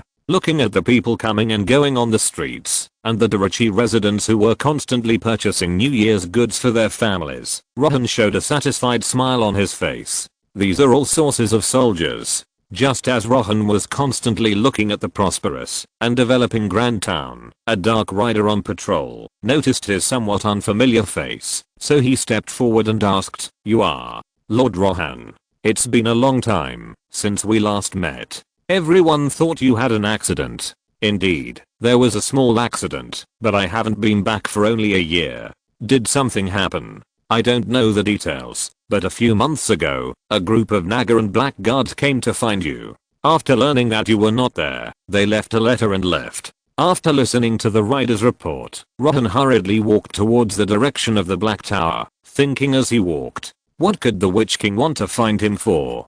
Could it be that the Black Ark was repaired? Impossible. Such a trivial matter is not worth the blackguards to send a letter in person, and any magic raven can bring the news. Is the war still going on, and the Witch King needs him to bring troops to support? No way. No way. His current forces are only 4,000 Durachi warriors in total. Even if the human servant army is counted, it is only 30,000. If a decisive battle really came to a head where the survival of the race was at stake, my limited military strength might not even be enough to hold the High Elves back. After shaking his head with a headache, Rohan walked into the Black Tower under the surprised and excited gaze of the guards, muttering, "Forget it, don't think about it. When the enemy comes, we will fight back. When the water comes, we will block it with earth. The most important thing now is to see the development of Grand Town first." While going up the stairs, Rohan opened the system panel and pushed open the door of the Lord's room,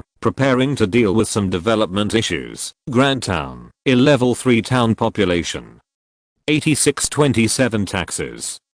5142, basic income plus 500, level 3 iron ore plus 600, slave output plus 1250, level 1 port plus 100, buildings, Dark Elf Mansion.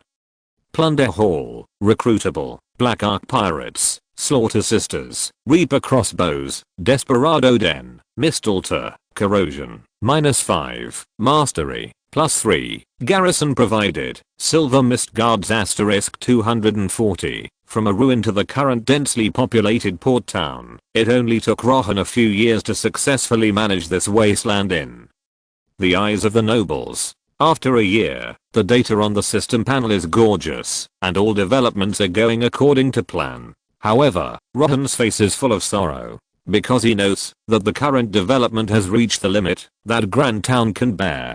If he wants to continue to expand, he will inevitably have friction with the surrounding dreadlords. After all, in the final analysis, Grand Town, with its superior geographical location, is just a town. Whether in terms of importance or capacity, it is not as good as the main city next to it, Callan Carroll. Once he chooses to expand, even if the Witch King allows him to turn Grand Town into Grand City, the surrounding dreadlords will not be willing. Well, it seems that it's time to find a colony next. Who should I find?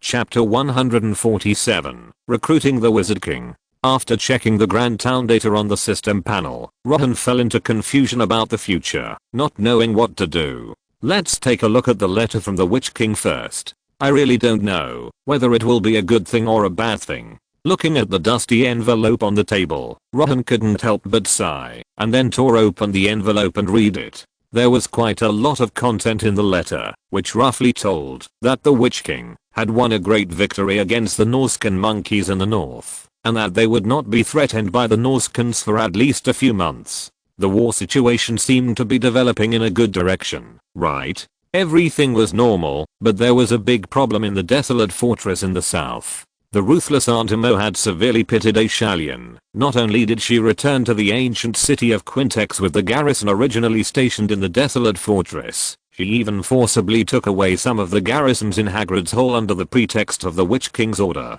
This directly led to the army of the High Elves breaking through the defense line, disrupting the entire Doomsday Forest into a mess. At the same time, a beastman warband came from nowhere in the north, constantly harassing and looting the slave farms of Durachi, posing a huge threat. The angry Witch King went south directly to fight those hateful Asur and have a good talk with his mother. The content of this letter is a call for all the lords of Nagaroth to march north, to fight against Norska and the Beastman Warband. No way. Rohan put down the letter in his hand blankly. Whether it was the gradually deteriorating war situation in the south or the call for troops to march north, it was a bit difficult for him to accept. This letter came at a really bad time.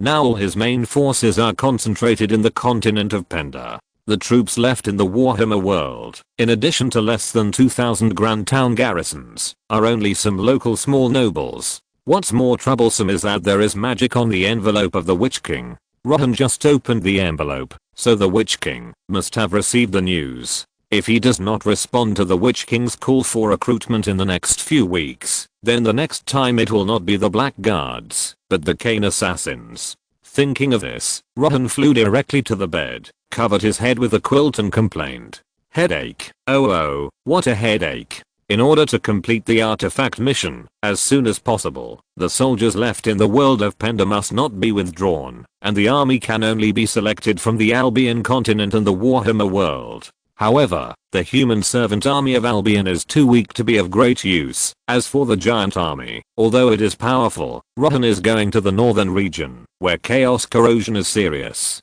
With the precedent of chaos giants, he dare not gamble. In the Warhammer world, there are only the defenders of Grandtown left. They have to be on guard against the invasion of Asur warships and Ratman at all times, and they can't move. As for training new recruits from now on, it will take at least a month. By then, I'm afraid that the new recruits will not be trained yet, and the Kane assassins will arrive first. Looking at the 7-digit treasury on the system panel, Rohan couldn't help but bury his head in the pillow again. He was really short of time. In a month, he could only gather 3 teams of dark swordsmen or 3 teams of black crossbowmen at most. They were still cannon fodder who had not received any training, and could only rely on instinct to kill. Bringing such a force to the north, to face the beastmen with minotaurs and centaurs would simply be courting death.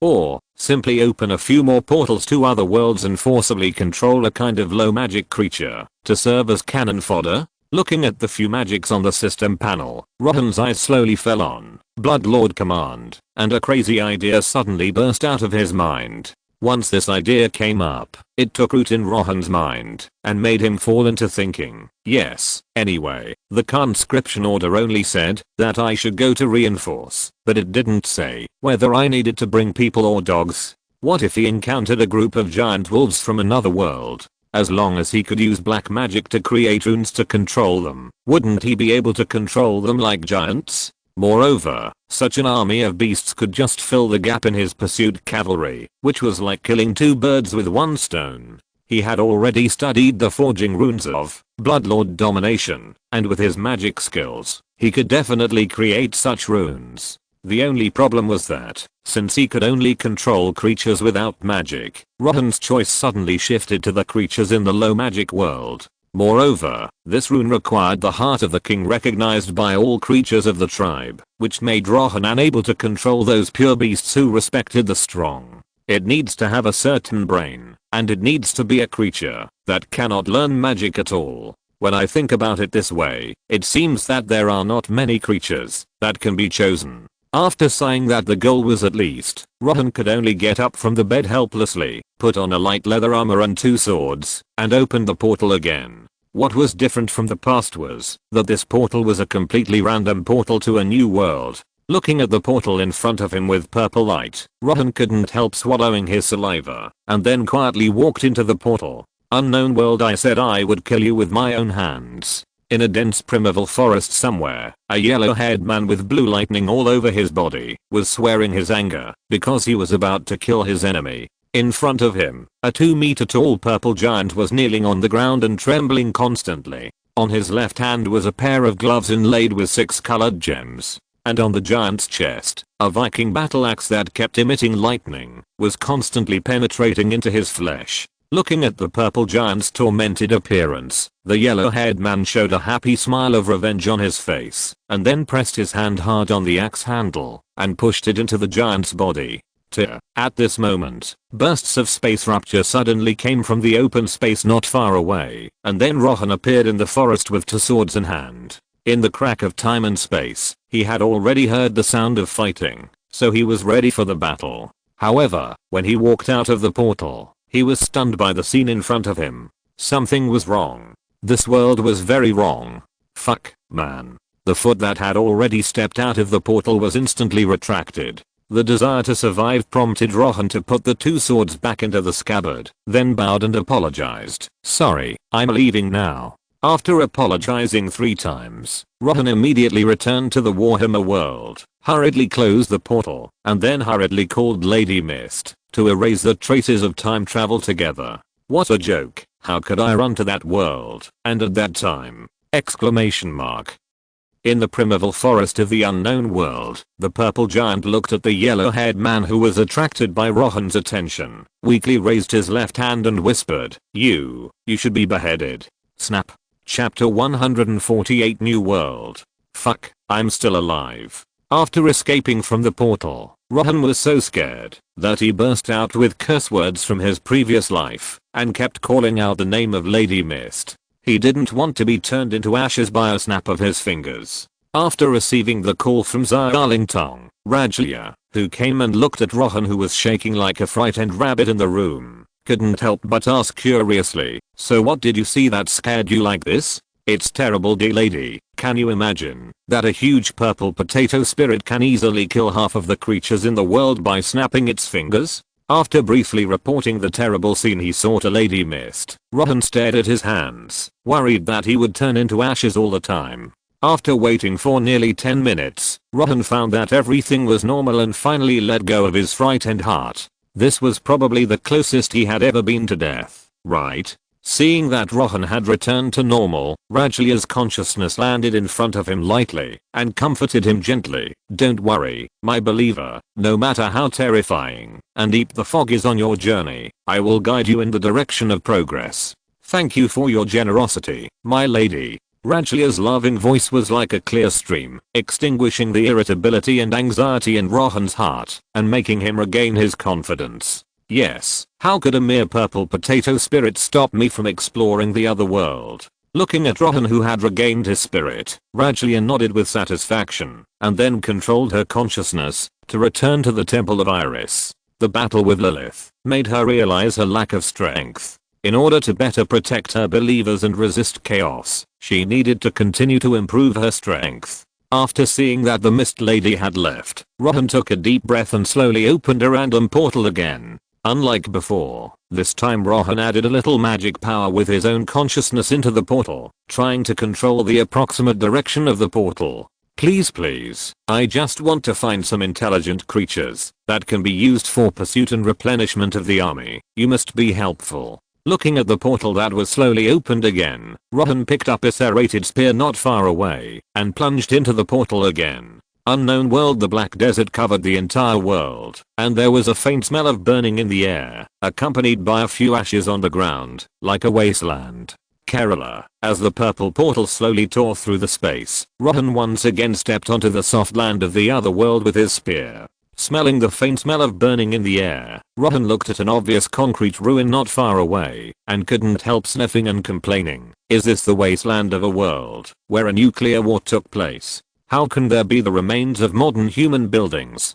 Because he didn't know whether there would be radiation or other messy things, Rohan directly activated the Living Saint mode, and a faint light began to attach to him. After taking good protection, Rohan turned his attention to the nearby buildings, and then found that this should be a small town in a European and American country. The asphalt road was full of burnt and abandoned vehicles. There was not a single green plant in the entire town that had become a ruin, and there was no trace of any living creatures at all. After touching the remaining ashes on the ground, Rohan walked towards the direction of the town, looking around vigilantly and muttering, "A society with modern technology. Maybe we can find weapons like artillery, missiles, and tanks." With this idea in mind, Rohan's speed gradually increased. Maybe he was lucky this time and could directly pull up a modern weapon army. However, after he walked around the whole town, he found helplessly that there was not even a living person nearby. Not only did he not find the modern weapons he imagined, he didn't even find some books or newspapers that recorded information. The only useful thing was a calendar that stopped in 2002. There was a cartoon dinosaur sticker on it, but it was obviously something from a long time ago. Coming to a damaged house, Rohan looked at the huge claw marks on it. Obviously, a big guy once stood on this house. The most important thing is that Rohan found huge claw marks on almost every house. Obviously, a huge monster destroyed the town, and there were quite a few of them. Looking at the dusty little dinosaur on the calendar in his hand, Rohan threw it away casually, and a smile appeared on the corner of his mouth. Things are starting to get interesting. With a huge body, the ability to spit fire, and suspected to be a group creature, it is obvious that it can meet his current needs. It's time to prepare for hunting. A few hours later, as the night was approaching, Rohan sat alone in front of the fire, holding a bowl of hot broth in his hand, not to mention how comfortable it was. In this wasteland world with only ashes, there was no order from the Witch King, and there was no need to expand outward.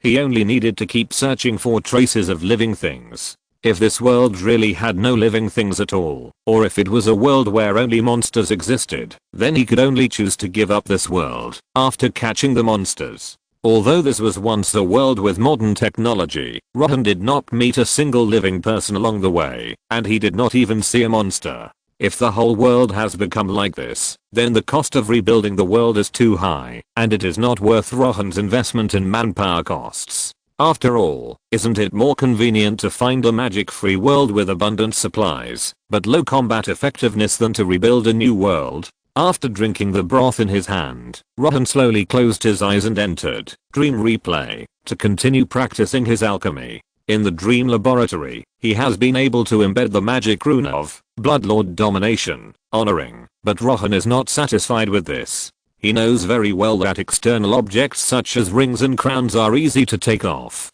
For example, Sauron, the Lord of the Rings, lost his strength because of the loss of the Supreme Ring. Rohan naturally does not want to make such a mistake, so he usually stores the Domination Crown in the system space and takes it out when he needs to control the giants. Of course, since Rohan is not the kind of evil person who forcibly controls the giants, the current giants and Rohan are more like an employment relationship. Rohan provides human flesh and blood, and the giants obey Rohan's orders to fight. If they are lucky, they can even have a feast. It's that simple. Thinking of this, Rohan suddenly felt how annoying the claw marks he saw in the ruins were before. Why does the target this time feel like a beast that cannot be communicated with? Those giants can reach a compromise through communication. It seems that the giants in this world can only be controlled by force. Chapter 149 Survivors. Inside a castle in Croydon after decades of vicissitudes, this castle, which was once a tourist attraction, has become a little shabby due to disrepair.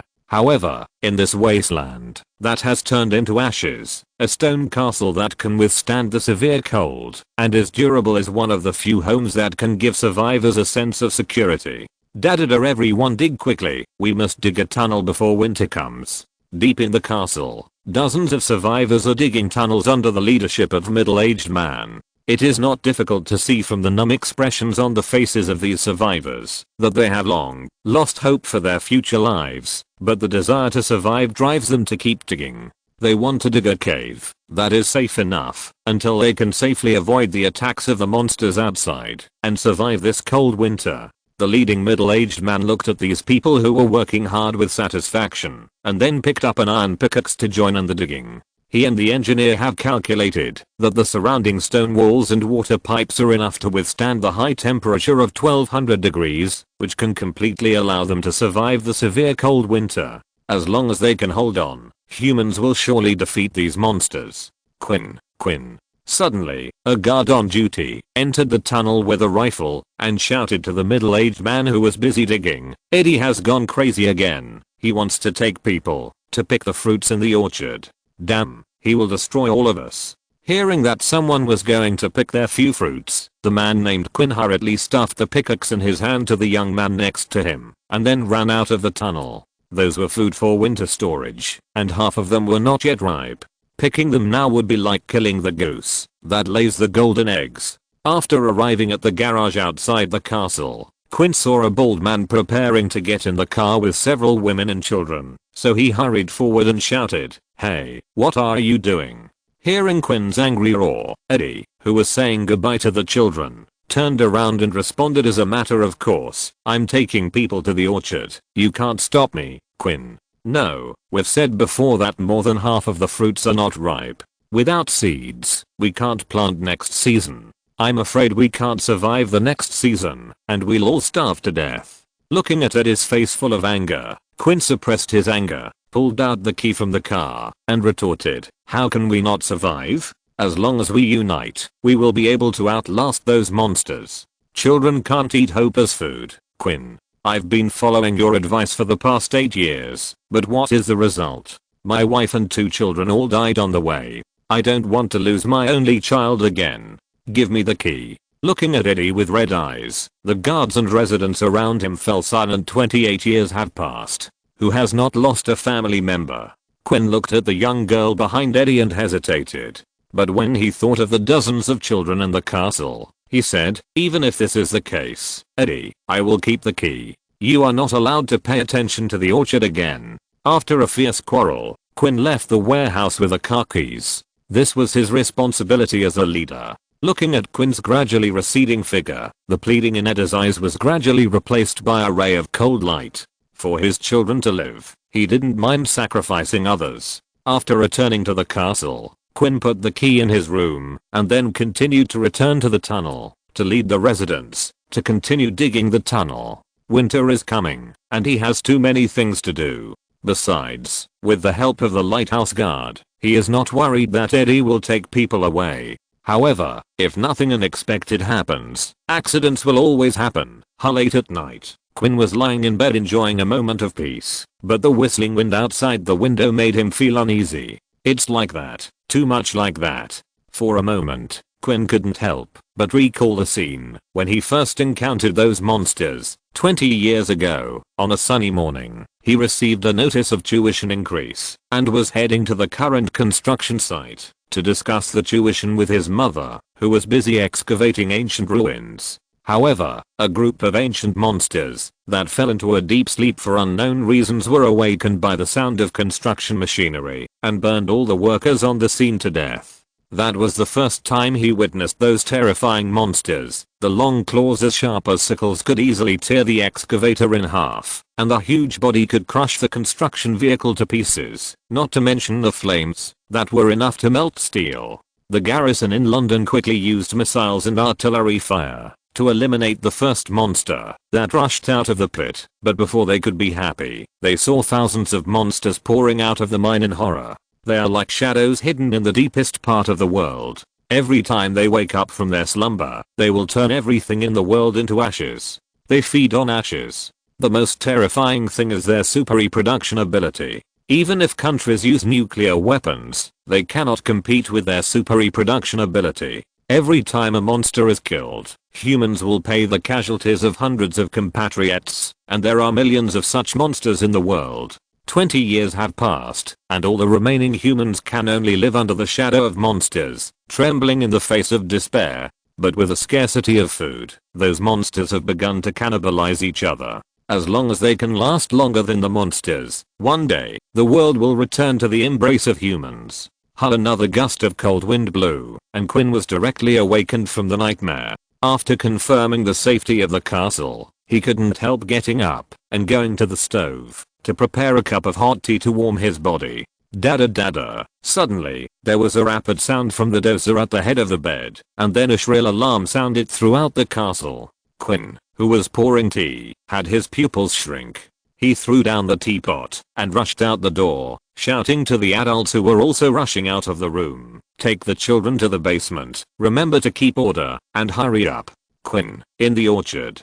Just as Quinn was about to pick up the child and go to the basement, a woman suddenly called him and said with tears in her eyes, "I'm sorry, Eddie secretly ran to the vegetable garden with others last night. He warned me not to tell you, but prepare the fire truck. Everyone, go to the garage."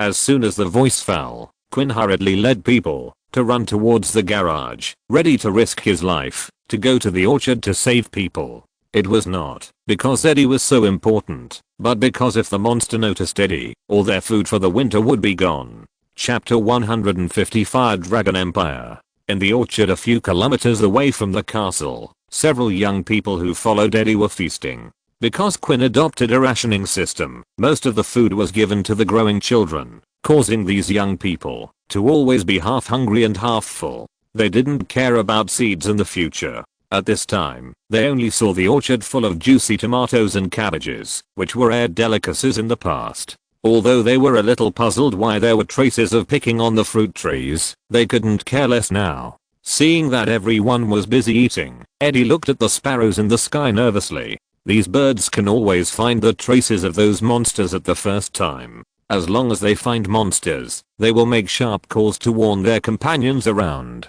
Seeing that the sparrows in the sky did not move for the time being, Eddie entered the abandoned house next to him with peace of mind, ready to take back some of his hidden supplies. He also knew that his behavior could not be forgiven, and Quinn would never allow him to return to the castle, but he still hoped to let his children stay in the castle. Before long, everyone in the orchard had filled their cloth bags and prepared to return to the car to leave. The food they brought back this time was enough for their families to eat for a long time. However, they did not know that in this empty wasteland of ashes, it was not just humans who were starving. Chirp, chirp, in the sky, the sparrows that were originally flying in the air suddenly made bursts of sharp cries, instantly attracting everyone's attention. Then, the whole earth fell into a tremor. Although they could not see what happened, it did not affect the fear in people's eyes. Apart from those monsters that turned the world into ruins, what else could cause such a huge movement? Exclamation mark. Sure enough, with a burst of morning mist being blown away, a huge black shadow with a wingspan of more than 60 meters and a length of about 40 meters enveloped the entire orchard. The people who were still picking fruits quickly put down their hands and hurriedly ran towards the car, shouting in a low voice, "The fire dragon is coming, go and inform Eddie." As soon as the voice fell, a pillar of orange-red fire fell from the sky, instantly covering most of the orchard, burning all the fruits that were about to mature, and the vines into ashes. Thick black smoke rose quickly. There was no need to notify. Eddie, who heard the movement, ran out of the ruins quickly, and looked at the orchard in flames and murmured, "Oh, God." He knew that he had caused a big disaster. The vegetables and fruits in this vegetable garden were all Quinn's special food for the winter, and it could be said that they were the hope of the castle. Whoosh, another whistling sound came, and the fire dragon in the air seemed very satisfied with the vegetable garden below that had turned into a pile of ashes, and leaned down to enjoy the ashes. Seeing this, Eddie hurriedly dropped the tools in his hand, gathered the panicked people, pointed at the car and shouted, "Get in the car. The fire dragon's target is the ashes of the vegetable garden. We must leave here quickly." "Where is Michael? I can't see him." "He has been eaten by the fire dragon. We must leave now." Oh. Eddie led everyone to run towards the car in a hurry, but how could the fire dragon let them do what they wanted, and directly sprayed the car into scrap metal with a mouthful of fire. She is not picky about food. Although she prefers to eat burning ashes, she doesn't mind tasting the new and beautiful flesh and blood. Looking at the humans running around like headless ants below, the fire dragon opened its bloody mouth and directly surrounded these humans with flames. She has been hungry for too long, and now she wants to taste the delicious ashes first, and then eat the humans used for seasoning. "Eddie, we are surrounded. Think of a way." "Woo woo woo, if I had known, I wouldn't have followed you out secretly." Looking at the flames that surrounded them, everyone fell into despair and didn't dare to easily cross the seemingly weak sea of fire. A chemical engineer who had dissected the body of a fire dragon once told them that the flames were actually a mixture of nitrogasoline, which could even melt metal once it came into contact. With the screams of humans, the fire dragon flapped its wings and landed on the ground and began to suck the ashes of the plants while nervously looking around. Such thick black smoke would inevitably attract the attention of other creatures around, including hundreds of its own kind living nearby. She didn't want to meet her own kind to eat with her. Seeing that there were no dragons around, the fire dragon continued to lower her head and eat, not caring at all that several fire trucks came and rescued the humans in the sea of fire. She knew where these humans lived, so she didn't have to worry about how far they could run. After all, there would be plenty of opportunities to meet them in the future. Looking at the fire trucks that were getting farther and farther away, the fire dragon continued to lower her head and gnaw on the ashes on the ground, as long as her dragon sisters didn't come over. However, the simple fire dragon did not know that some things that were not in line with common sense were more terrifying than the fire dragons of the same race. Oh, it's a two-legged dragon that can breathe fire. Hearing the sudden movement beside his ear, the fire dragon that was gnawing on the ashes turned back suddenly and subconsciously bit with his teeth, but found that he only bit a ball of air. The fire dragon stood up and found that there was a pointed-eared human carrying a spear who was looking at him with shining eyes. The person who came was Rohan. As early as dawn, he had found this orchard, and the traces of picking on those trees were also left by him. Those are modern improved tomatoes, cabbages, and corn. As long as they can be brought back to the Albion continent, they can at least increase the current grain production several times. Raw, don't you know how to save? These grains can feed many elves. Looking at the destroyed vegetable gardens around him, Rohan threw down the spear in his hand with some heartache and ran towards the fire dragon facing him. This is a flying dragon. As long as you can tame it, it can carry you around. It's so cool. Looking at this humanoid creature that dared to rush towards her, the fire dragon was full of doubts. The reason why she didn't notice Rohan just now was because she was too unfamiliar with the smell of elves. And now, before she could go forward to check, this little guy actually dared to rush towards her? Fuck, go, ignore. Rohan suddenly jumped up from the ground, and his whole body flew towards the fire dragon's big head. For the fire dragon, it was like meat delivered to his mouth. And the fire dragon really thought so. Seeing Rohan flying towards her head, she opened her bloody mouth directly, ready to welcome the expected tender and juicy flesh and blood. However, she did not notice that the eyes of Rohan flying towards her head were flashing with a terrifying, dragon horror blue light. Bang. Raw. End of this chapter. Thank you very much for reaching the end. Don't forget to like. Looking for more exclusive content and immediate access? Subscribe to our Patreon. Remember, every like, subscription, or donation encourages us to continue. Thanks to everyone. See you in the next video.